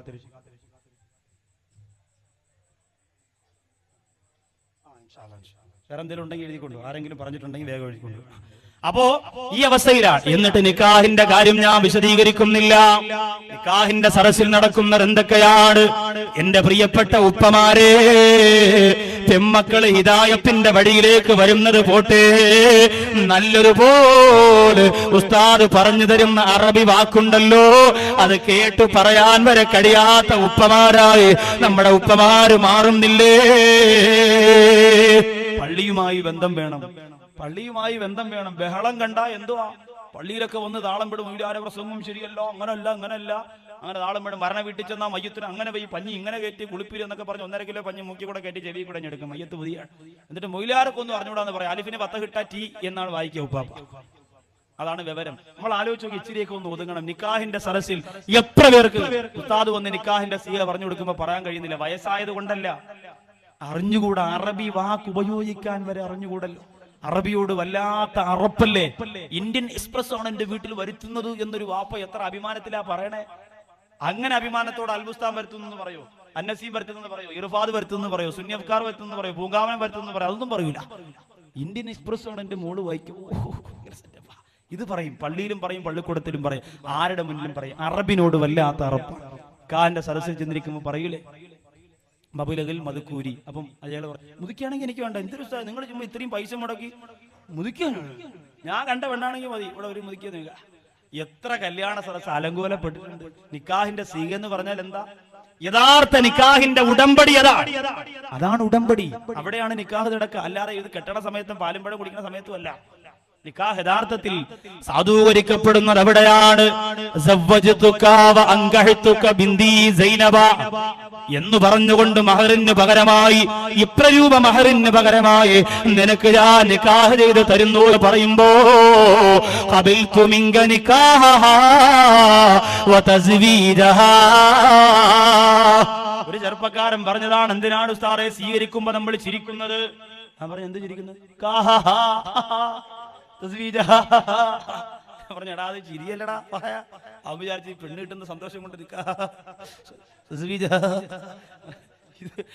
എത്ര നമ്മൾ ആലോചിച്ച ഈ ഹാര അമീറൊക്കെ മടങ്ങണ എവിടെയെന്ന് പറഞ്ഞാൽ പെണ്ണ് കളഞ്ഞ് ചെറുക്കൻ കളഞ്ഞിട്ട് അപ്പോഴേ ഓടും. ഇത് പഠിക്കണ്ടേ നമ്മൾ? നിക്കാഹിനെ കുറിച്ച് ബോധം വേണ്ടേ? നമ്മളല്ലാതെ വെറുതെ പോയി സ്ലോ മോഷനിൽ ഒന്ന് സ്പ്രേ അടിക്കാൻ ചെറുപ്പക്കാർ കൂട്ടുകാർ വേണം, പനിയിടാൻ കൂട്ടുകാർ വേണം. 50 രൂപ മൊയിലാരിക്ക്, 20 രൂപ മോദിനും, 5 രൂപ അസിസ്റ്റന്റിനും എടുത്ത് മടക്കി പോക്കറ്റ് വെച്ചോണ്ട് വന്നിരുന്നിട്ട് ഫാത്തിഹ തീരുമ്പോ വാ പറയും, എടാ കൊറ ഞാൻ എടുത്തുന്ന മൊയിലാരി മൊയിലാരി വിചാരിക്കും വലിയ കൂടിയ കല്യാണോ, വീഡിയോ ഉണ്ട്, ഇരഞ്ഞോളി മൂച്ചാര ഗാനമേള ഉണ്ട്. അള്ളാഹുവേ എന്റെ കടങ്ങളെല്ലാം ഇന്നത്തെ കല്യാണം കൊണ്ട് തീരും. 50 രൂപ പൊതിഞ്ഞങ്ങ് കൊടുക്കും. ബിസ്മില്ല. വീട്ടിൽ ചെന്നല്ല പള്ളിയിൽ ചെന്നിട്ട് നിക്കാഹ് കഴിഞ്ഞ് വന്നിട്ട് മോദിമാവോ നൂത്ത് നോക്കിയാ അത് തന്നെ അനക്കെല്ലാം കിടക്കണം ഇവിടെ. എന്നാ വലിയ പൊതിയായതുകൊണ്ട് ചോറും ഞാൻ ഒരുപാട് കഴിച്ചില്ല സാറേ, പൊതി നോക്കാനുള്ള ആക്രാന്ത് പറഞ്ഞു. എനിക്ക് അതെങ്കിലും കഴിച്ച് അവന്മാരെ മുടിപ്പിച്ചിട്ട് വരായിരുന്നു. അതും പറ്റിയില്ല. ചെലവും മുടക്കി ആകെ കഞ്ഞീര് കൊള്ളും. ഒരിക്കലും അവനൊന്നും കുടം പിടിക്കൂല. ഈ ശാപം കിട്ടിയാ പിന്നെ മോള് രക്ഷപ്പെടോ? ആലോചിച്ചു, എത്ര സ്കാൻ ചെയ്താലും കൊച്ചു തലയിരിച്ച് കിടക്കണമെന്ന് ഡോക്ടർ പറയും. ഇത് പണം ബാക്കിയുള്ളതിനൊക്കെ വാരിക്കോരി കൊടുക്കാലോ. എന്തിനേറെ കല്യാണ ഓഡിറ്റോറിയത്തിന്റെ ഫ്രണ്ടിൽ 27 കാരിയാറ സുന്ദരികളെ കുളിപ്പിച്ചൊരുക്കി വെള്ള സാരി കൊടുത്തതാ ഇങ്ങനെ നിൽക്കും. ഒരു കല്യാണത്തിന് പോയപ്പോഴാ ഇങ്ങനെ വെൽക്കം മുസ്ലിയാരെ വെൽക്കം. ഞാൻ പറഞ്ഞു വെൽക്കം മുസ്ലിയല്ല, നൗഷാദ് മുസ്ലിയാർ. ഇങ്ങനെ നിൽക്കാൻ ഇങ്ങനെ തൊഴുതുകൊണ്ട് എത്ര മണിക്കൂറാണ് വരുന്നവരൊക്കെ വെൽക്കം വെൽക്കം ഇങ്ങനെ ആക്കി. സ്വർണ്ണക്കടയിൽ പ്രതിമ നിൽക്കണ പോലെ. അതിന്റെ മുമ്പ് കുറയണം ഞരമ്പ് രോഗികൾ മൊബൈലുമായിട്ട് ഇങ്ങനെ നിൽക്കണം. അതിന്റെ മുമ്പിലുണ്ട്. ഇത് എവിടെയും കാണൂല്ലോ. സഹോദരങ്ങളെ ഓർക്കണം നമ്മൾ. അങ്ങനെ നിക്കാഹിന്റെ അലങ്കോലം എത്ര മാറുന്നുവോ അത്രത്തോളം നിക്കാഹില് ബറക്കത്താണ്. അല്ലാഹു സുബ്ഹാനഹു വ തആല നല്ലതുപോലെ എത്രത്തോളം ചിലവ് ചുരുക്കാൻ പറ്റോ അത്രത്തോളം ചുരുക്കിയ നിക്കാഹ് നമുക്ക് തരട്ടെ. എന്ന് പറഞ്ഞാൽ ഭക്ഷണം കൊടുക്കണ്ട എന്നല്ല, സന്തോഷം വേണ്ട എന്നല്ല, ഒരു മിതത്വം നമുക്ക് ആവശ്യമാണ്. അതനുസരിച്ചാണ് ചെയ്യാനുള്ളത്. പിന്നെ ചില ആൾക്കാരുണ്ടല്ലോ, പിന്നെ കുറച്ച് ആൾക്കാരുണ്ട്, അവര് പറയും ഞാൻ ഹജ്ജ് ചെയ്ത ആളാണെന്നൊക്കെ അറിയട്ടെ, 10 പേര് ഈമാനുള്ള കുടുംബത്തിലെ മോളാണെന്ന് അറിയാം, അതുകൊണ്ട് ലെറ്റർ അടിക്കുമ്പോ സ്വർണ്ണ നിറത്തിൽ ഫ്രണ്ടിൽ ബിസ്മില്ലാഹിർ റഹ്മാനിർ റഹീം അടിച്ചങ്ങ് വയ്ക്കും. സ്വർണ്ണ നിറത്തിൽ. ഈ സ്വർണ്ണ നിറത്തിൽ അടിച്ചു വെച്ചിട്ട് ഈ കല്യാണ ലെറ്ററും കൊണ്ട് എവിടെയൊക്കെ നടന്ന് നിങ്ങൾ കല്യാണം വിളിക്കും? എല്ലാ കുളിയുടെ ഫർളും ശർത്തും അറിഞ്ഞുകൂടാത്തവര്, കുളി നിർബന്ധമായാൽ കുളി അറിഞ്ഞുകൂടാത്തവര്, ഹൈന്ദവര്, ക്രൈസ്തവര്, ഖുർആനിന്റെ മഹാത്മ്യം അറിഞ്ഞുകൂടാത്തവര്, എന്തിനേറെ കുളി നിർബന്ധമാണ് മുസ്ലിം പെണ്ണിന്റെ കയ്യിൽ വരെയും അത് നാം കൊണ്ടു കൊടുക്കൂലേ. എന്നിട്ട് വിറക് പുരയിലും അതുപോലെ ഓഡിറ്റോറിയത്തിലും വീടിന്റെ തലേ ദിവസം വീടിന്റെ പാചകപ്പുരയിലുമല്ല അള്ളാന്റെ ഖുർആനിന്റെ ബിസ്മില്ലേ സവിട്ടി തേക്കൂലേ. എന്റെ പ്രിയപ്പെട്ടവരെ, നിന്റെ ഇസ്ലാമിയത്ത് കാണിക്കാൻ മോളെ കല്യാണക്കത്തിന്റെ ഫ്രണ്ടിലല്ല, അള്ളാന്റെ മുമ്പിലാണ്. ആ കത്തടിക്കുമ്പോഴും ഇച്ചിരി നമ്മളൊന്ന് കുറഞ്ഞ രീതിയിൽ നമ്മൾ അടിക്കണം. ഇംഗ്ലീഷിലൊക്കെ ഇപ്പൊ എല്ലാവരും അടിക്കോളൂ. ഇംഗ്ലീഷിൽ കത്തുകൊണ്ട് തരുമ്പോൾ ആദ്യം ഓഡിറ്റോറിയത്തിന്റെ പേര് നോക്കും, സമയം നോക്കും, മടക്കി അങ്ങ് വയ്ക്കും. മനസ്സിലായല്ലോ എവിടാണെന്ന് മനസ്സിലായി. ഇത് അടിക്കുന്ന ആളിന് പറഞ്ഞൂടാ, വായിക്കുന്ന ആളിന് പറഞ്ഞൂടാ. പ്രസ്സിൽ കൊണ്ട് കൊടുത്ത് പറയും മറ്റേ ഈ ഡയലോഗ് വെച്ച് ഒറ്റ അടി അങ്ങ് അടിച്ചിരിക്കാൻ പറയും. മോളെ പേര് മാറില്ല, ബാപ്പാരെ പേരും മാറില്ല, ബാക്കി എല്ലാം കറക്റ്റ് മറ്റേ ലെറ്ററിലുള്ള പഠിക്കും. എന്താണ് എഴുതി അല്ലാഹു വേണ്ട ഇങ്ങനെ കൊണ്ട് നടക്കുക. ആർക്കും ഇംഗ്ലീഷ് അറിഞ്ഞൂടാന്നല്ല ഞാൻ പറഞ്ഞത്. ഇതിന്റെ വിഷയം ആരും ഗൗരവത്തോടുകൂടി ചിന്തിക്കാറില്ല. അങ്ങനെ അടിച്ച് വലിയ പവർ കാണിക്കും. നിങ്ങളുടെ സമ്പത്തനുസരിച്ച് നിങ്ങൾ ചെയ്തു, ഞാൻ അതിനെ എതിർക്കുന്നില്ല. പക്ഷെ ചെയ്യുമ്പോൾ എത്രത്തോളം നമുക്ക് കുറച്ച് ചെയ്യാൻ പറ്റും അത്രത്തോളം നമ്മൾ കുറയ്ക്കണം. അഭിമാനത്തിന് ക്ഷതം വരുന്ന രീതിയിൽ ഓഡിറ്റോറിയം നിങ്ങൾ മാറ്റണ്ട, ലെറ്റർ നിങ്ങൾ ഒഴിവാക്കണ്ട, ഐസ്ക്രീം നിങ്ങൾ കല്യാണത്തിൽ നിന്ന് മാറ്റണ്ട, ഒക്കെ നിങ്ങൾ കൊടുത്തു. കുഫുവത്ത രീതിയിൽ തന്നെ നടത്തിക്കൂ. നിങ്ങളുടെ നാട്ടിൽ നിങ്ങൾ കാശുകാരനാണ്, അപ്പൊ അതുകൊണ്ട് സ്ഥാപിക്കുക, അങ്ങനെ തന്നെ നടത്തിക്കൂ. പക്ഷേ നമ്മളുടെ അവസ്ഥയിൽ വെച്ച് നമുക്ക് എത്ര ആഡംബരം കുറയ്ക്കാൻ പറ്റുമോ അത്രത്തോളം നമ്മൾ കുറയ്ക്കണം. അള്ളാഹുവിന്റെ ദീനിന് വേണ്ടി നമ്മൾ അങ്ങനെയെങ്കിലും ചെയ്യണം. റബ്ബ് നമുക്ക് തൗഫീക്ക് തരട്ടെ. അത് കഴിഞ്ഞ് നിക്കാഹ് കഴിഞ്ഞാൽ സന്തോഷത്തോടെ പുതുമണവാട്ടിയുടെ വീട്ടിലേക്കാണ്. അൽഹംദുലില്ലാ, ആദ്യം പുതുമണവാളന്റെ വീട്ടിൽ. നമ്മുടെ നാട്ടിലെ ശൈലിയാണ് നിക്കാഹിന്റെ സരസിൽ നിന്നാദ്യം പുതുമണവാളന്റെ വീട്ടിൽ, അത് കഴിഞ്ഞ് പുതുമണവാളന്റെ വീട്ടിലേക്ക് പെണ്ണിന്റെ വീട്ടിൽ നിന്ന് കുറച്ചാര് അമ്മിക്കല്ലും മിക്സിയും പിന്നെ ഇതൊക്കെ ആയിട്ട് വരും. വന്നിട്ട് ഡബിൾ ഡോറുള്ള ഫ്രിഡ്ജൊക്കെ കൊണ്ടുവന്ന് അവിടെ വെച്ചിട്ട് അവിടുന്ന് രാത്രിക്ക് മുമ്പ് പുതുമണവാട്ടിയുടെ വീട്ടിലേക്ക് പോകും. പുതുമണവാളന്റെ വീട്ടിലേക്ക് വരാൻ നേരം ഓഡിറ്റോറിയത്തിൽ നിന്ന് പുതുമണവാട്ടിക്ക് അതുവരെ ഇല്ലാത്ത ഒരു കരച്ചിലുണ്ട്. പോയി വരട്ടെ ഉമ്മ, ഉമ്മ എന്നെ കൊലക്ക് കൊടുത്ത ഉമ്മ കരച്ചില്ല. വാപ്പായ നോക്കി കരച്ചില്, വാപ്പായുടെ സങ്കടം കെട്ടിപ്പിടി, പോ മോളെ പോ. പോയി എന്നെ കൊണ്ട് കടക്കടിയായി. അങ്ങനെ വാപ്പ കരയണം. ഈ കരച്ചിലുണ്ടല്ലോ ആവശ്യമില്ലാത്ത പരിപാടിയാണ്, വളരെ വൃത്തികേടാണത്. മനസ്സറിഞ്ഞ് കരയുന്ന എത്ര പേരുണ്ട്. കല്യാണത്തിന് കരയാന്ന് പറഞ്ഞാൽ കല്യാണം വേണ്ടേ? തലേ ദിവസം വരെ ജീരത്ത് പെണ്ണിന്റെ മാറത്തെ മാണിക്ക എന്നൊക്കെ പറഞ്ഞ് കൂട്ടുകാരി ഒന്ന് കവളത്തൊക്കെ നുള്ളി തലേ ദിവസം മരാഞ്ചിട്ടപ്പോ കരച്ചിലൊന്നും വരുന്നില്ലല്ലോ. ഇപ്പൊ നിക്കാഹിന്റെ സമയത്ത് മാത്രം കരച്ചിലൊന്നും ഉമ്മായും ഉപ്പായും വിട്ടുപോകുന്ന സങ്കടമൊന്നും അല്ല. വീഡിയോക്കാരൊക്കെ നിൽക്കുമ്പോ ഉമ്മാരെ നകന്നു പോകുമ്പോ സങ്കടം വന്നില്ലെങ്കിൽ ഞാൻ എന്തൊരു സ്നേഹമില്ലാത്ത പെണ്ണാന്ന് കരുതൂലേ. അതുകൊണ്ട് ഇങ്ങനെ ഒരിച്ചിറങ്ങും, കണ്ണീര് കാണണം. ഇത് കാണുമ്പോ ഭർത്താവ് ചിലപ്പോ പറഞ്ഞാൽ എങ്ങനെ ഇവിടെ ഞാൻ പോണേ എന്ന് പറഞ്ഞാലേ ചിരിച്ചോണ്ടപ്പോഴേ വണ്ടി കയറിയെങ്കിൽ. എല്ലാ പുതുമാപ്പിളമാരും ചെയ്യുന്ന ഒന്നാമത്തെ അബദ്ധം എന്തെന്നറിയോ? കല്യാണത്തിന് 2 മാസത്തേക്ക് റെന്റിനൊരു വാഹനം എടുക്കും. എല്ലാവരും എടുക്കും, കിടക്കാടം ഇല്ലാത്തവനും എടുക്കും. എന്തിനേറെ ഒരു ഗ്ലാസ് ചായ കുടിക്കാൻ നിവർത്തിയില്ലാത്തവനും. കാരണം അച്ചാരം കിട്ടിയ പൈസ ഉറച്ചിരിപ്പുണ്ട്. പിന്നെ റെന്റ് കൊടുക്കാൻ കഴിഞ്ഞില്ലെങ്കിൽ 2 മോതിരം ഉരിയങ്ങ് വിറ്റാ മതിയല്ലോ. വേണ്ട കിടക്കല്ലേ 10 വിരലിലും ഡകാ ഏതെങ്കിലും ഒന്ന് ഊരി കൊടുത്താൽ സംഭവം പോലും. അങ്ങനെ ഒരു വാഹനം എടുക്കും. അതിൻ്റെ അകത്തേക്ക് AC ഇട്ട് ഭാര്യ അങ്ങോട്ട് കയറ്റി ഇരുത്തി ഡാഡി മമ്മി വീട്ടിലെ പാട്ട് കിട്ടണ ഒറ്റ പോക്ക. പിന്നെ ഈ പെണ്ണ് എപ്പോഴാ കരയാ? നമ്മൾ ആലോചിച്ച് നോക്കി. ഇതൊക്കെ വെറുതെയാണ്. പിന്നെ കണ്ണീരൊക്കെ നിങ്ങളുടെ ഇഷ്ടം പോലെ നിങ്ങൾ ഒഴുകിക്കോ. ഞാൻ പറഞ്ഞു വരുമ്പോ അത് ഒഴിവാക്കി എന്നൊരു പരാതി വേണ്ട, അതുകൊണ്ട് പറഞ്ഞത്. അങ്ങനെ വാഹനത്തിലേക്ക് കയറുമ്പോ എന്റെ പ്രിയപ്പെട്ട പുതുപെണ്ണേ, ആദ്യമായിട്ട് അള്ളാഹു നിഷിദ്ധമാക്കിയിരുന്നതല്ല, നിനക്ക് ഹലാലാക്കി തന്ന പ്രിയതമന്റെ കൂടെ വാഹനത്തിലേക്ക് കയറുമ്പോ അള്ളാഹയെ ഓർക്കുമോ പെണ്ണേ? ഓർക്കണം, എത്രയോ വിവാഹ സരസിൽ നിന്ന് വീട്ടിലേക്ക് പോയ വാഹനം മറിഞ്ഞ് അപകടത്തിൽ പെട്ടിട്ടുണ്ട് പെണ്ണേ. ഓർക്കണം, കല്യാണം കഴിയുമ്പോ പിന്നെ മരിക്കൂല, പിന്നെ 10 പെറ്റേജാ മരിക്കൂ എന്നൊന്നും ഒരു പെണ്ണും കരുതണ്ട. അങ്ങനെ നിക്കാഹ് കഴിഞ്ഞ് വീട്ടിലേക്ക് ചെല്ലുമ്പോ ഭർത്താവിന്റെ ഉമ്മ അവിടെ പൂജ നടത്തിയ മുട്ടയുമായിട്ട് നിപ്പുണ്ട്. മരുമോളെ വീട്ടിലേക്ക് കയറ്റാൻ. മരുമോള് വന്ന് കാലെടുത്ത് 1ാമത്തെ പടിയിൽ അങ്ങോട്ട് വെക്കുമ്പോ ഉമ്മ പ്രചാരാമ പൂർവ സന്ധ്യാ പ്രവർത്തതേ ഉദ്ദിഷ്ട നരശാർദുരം കർത്തവ്യം ദൈവമാന്തിതം. മോളകത്ത് കയറി, വാദ എല്ലാം ഒഴിവായി സ്വർഗത്തിലേക്ക് കയറിയിരിക്കുക. ഇതെവിടെന്നാ ഉമ്മമാര് പഠിച്ചത്? മുട്ടയെ നിലവിളക്കും കൊണ്ട് തലയിലൊഴിഞ്ഞ് അള്ളാന്റെ ഹബീബ് പഠിപ്പിച്ചത്. എന്റെ പ്രിയപ്പെട്ടവരെ, മറന്നുകൊണ്ട് അനാവശ്യങ്ങൾക്ക് മാത്രം സ്ഥാനം കൊടുത്തുകൊണ്ട് കുടുംബജീവിതം തുടങ്ങുമ്പോ അതിലെന്ത് ബറക്കത്താ. ഇന്ന റജുല ഇദാ നദറ ഇലാ ഇംറഅതിഹി വനദറത ഇലൈഹി നദറല്ലാഹു ഇലൈഹിമാ നദറത റഹ്മാ.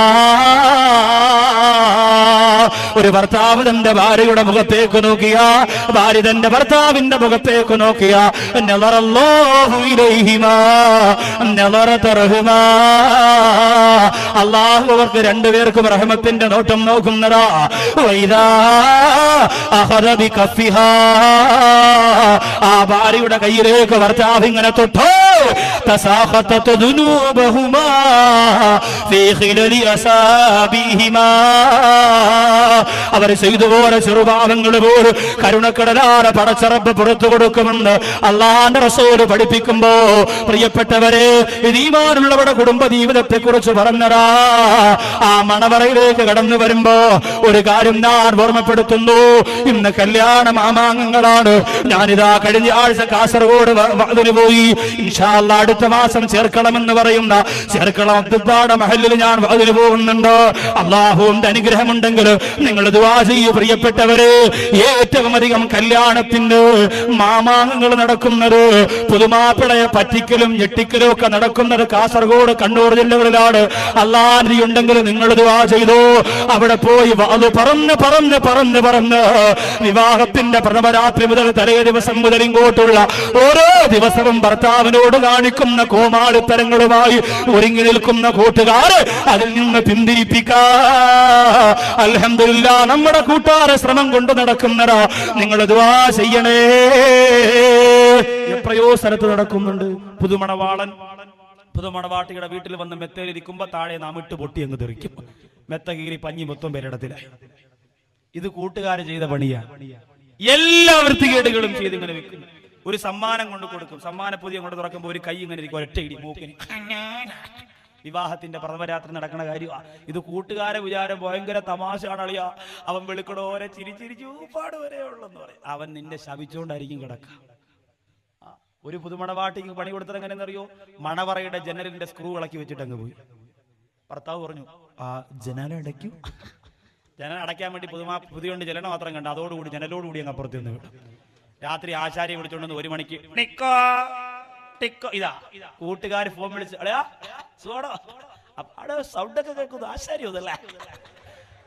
ഇതാണ് വിവാഹത്തിന് കൊടുക്കണ പണി. ഇത് വലിയ തമാശ എന്ന് കരുതിയിരിക്കാം, ഇത് ക്രൂരതയാണ്, ചെയ്യരുതൊരിക്കലും.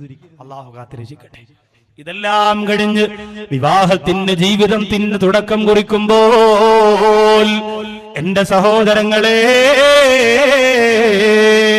അള്ളാഹുവിനോട് ദ്വാരക്കണേ, കഴിയുമെങ്കിൽ ഒരു 2 റക്അത്ത് ആ മണവറക്കകത്ത് അള്ളാഹനെ നിസ്കരിക്കണേ,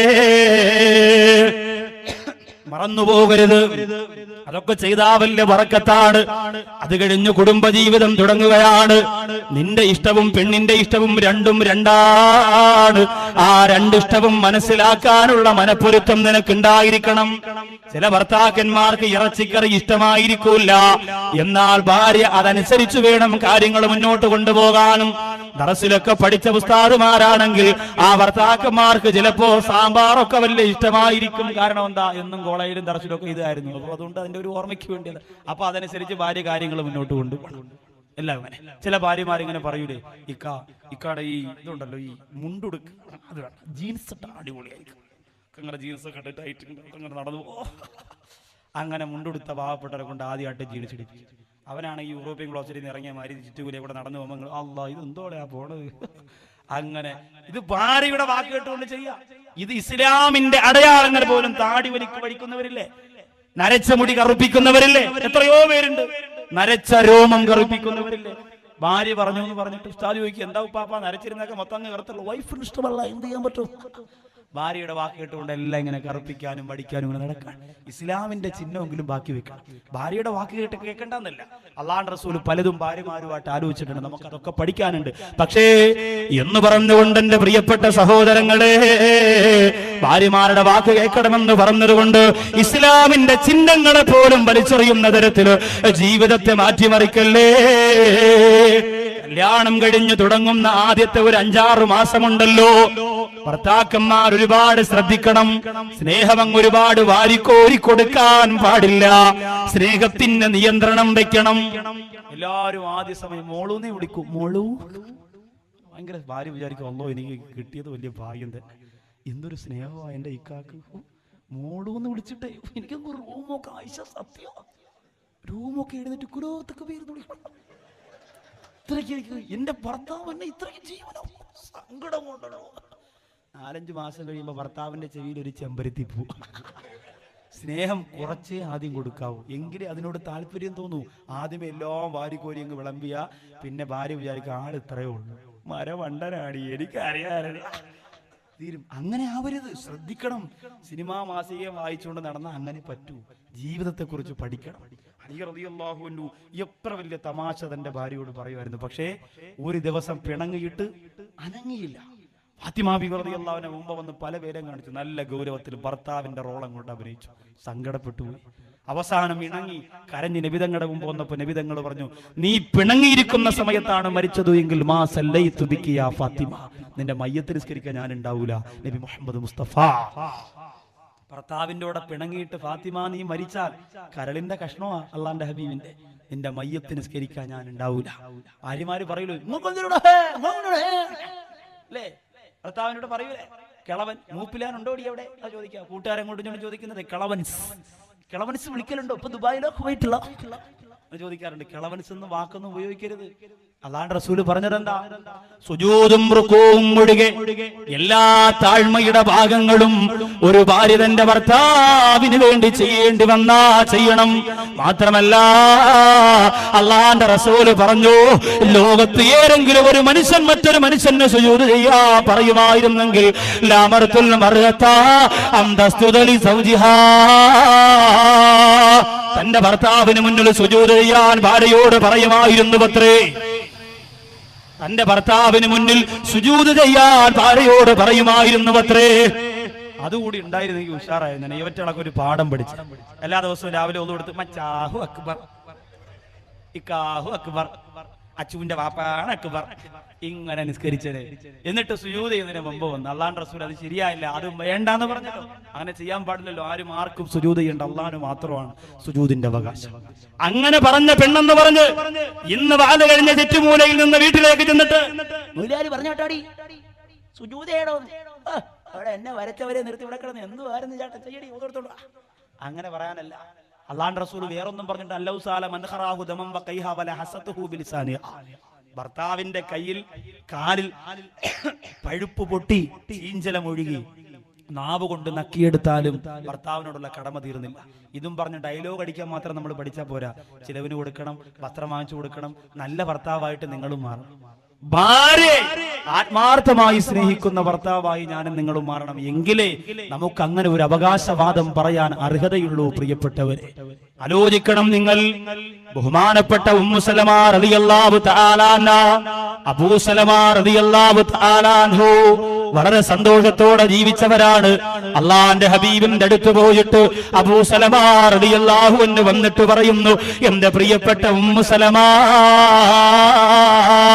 ഇന്ന് അള്ളാന്റെ റസൂല് പഠിപ്പിച്ചു തന്ന ഒരു ദുആ നിനക്ക് ഞാൻ പറഞ്ഞു തരാം പെണ്ണേ. ഭാര്യയും ഭർത്താവിന്റെയും ശൈലി നമ്മൾ കണ്ടോ? കുടുംബജീവിതം കൂടുമ്പോൾ ഇമ്പം, അതാണ് കുടുംബം. കൂടുമ്പോൾ ഇമ്പം, അതാണ് കുടുംബം.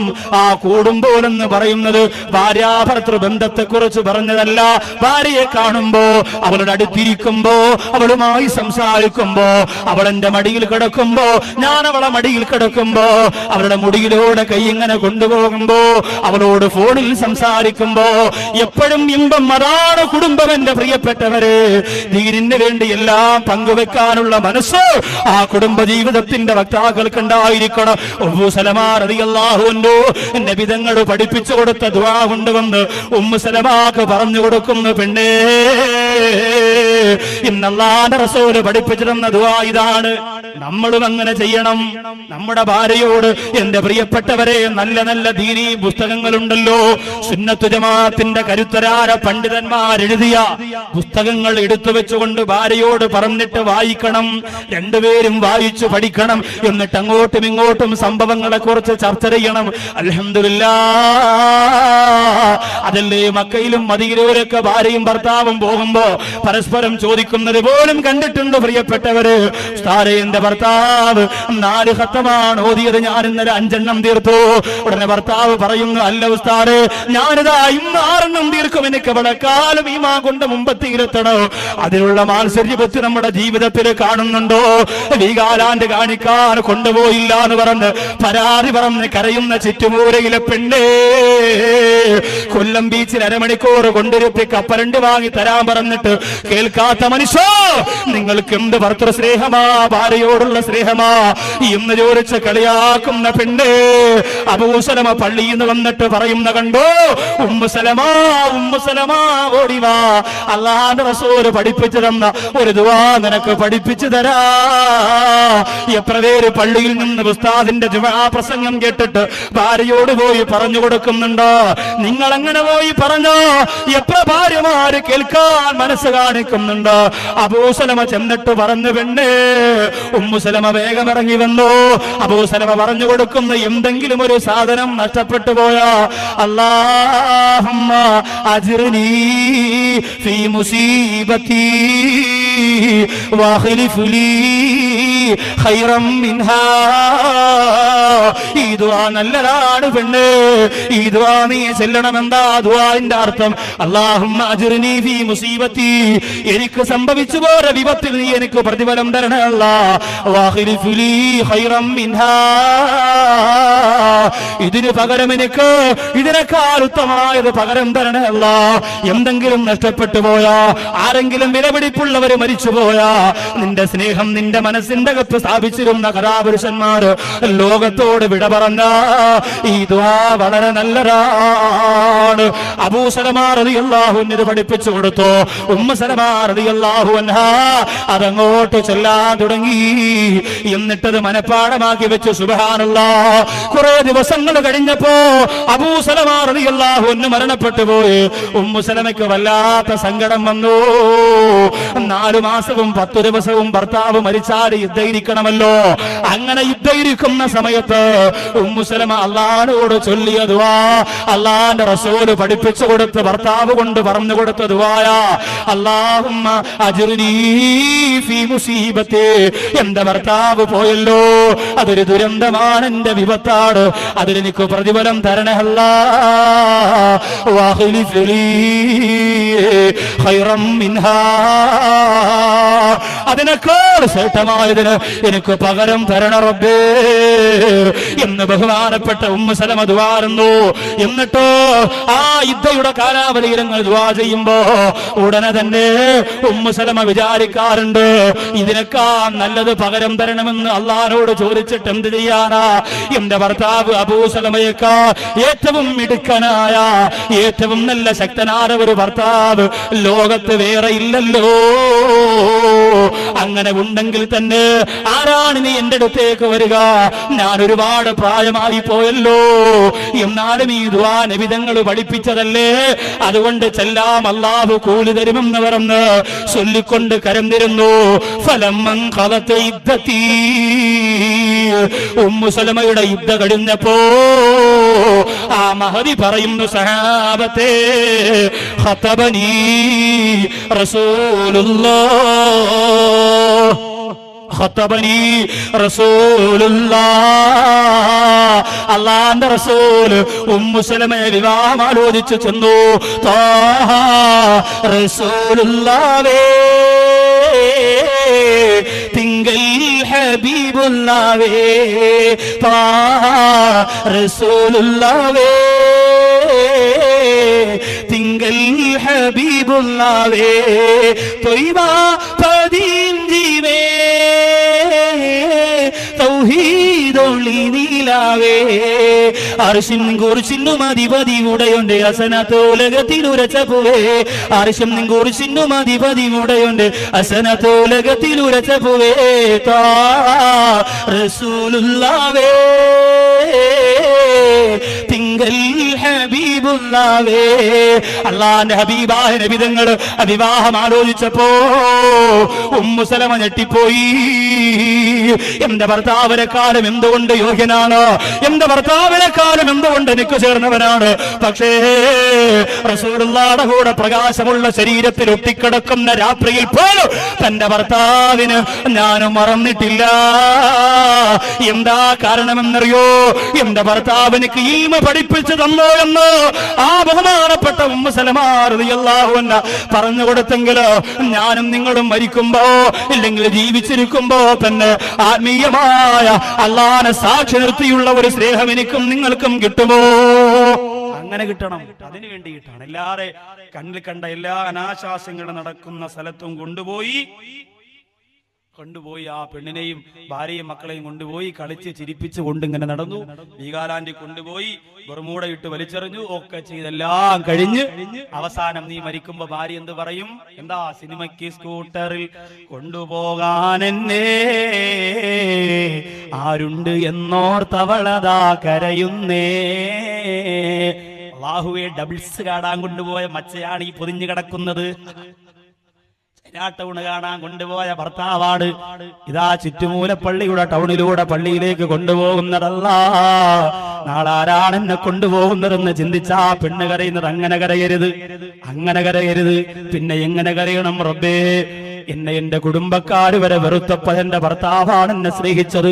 പട്ടിണിയില്ലാതെ എനിക്ക് വേണ്ടി ഉറക്കമൊഴിഞ്ഞു ജോലി ചെയ്ത് എന്റെ ചിലവ് നോക്കിയിട്ട് എനിക്ക് വസ്ത്രം തന്നു, പെരുന്നാളിന് ഇറച്ചി വാങ്ങിത്തന്നു, എന്റെ സന്തോഷത്തിന് വേണ്ടി എല്ലാം ചെയ്ത എന്റെ ഭർത്താവ് മരിച്ചുപോയെന്ന് പറഞ്ഞ് ആ ഭർത്താവിന് പുറത്തു കൊടുക്കണേ എന്ന് പറഞ്ഞുകൊണ്ട് ദുആ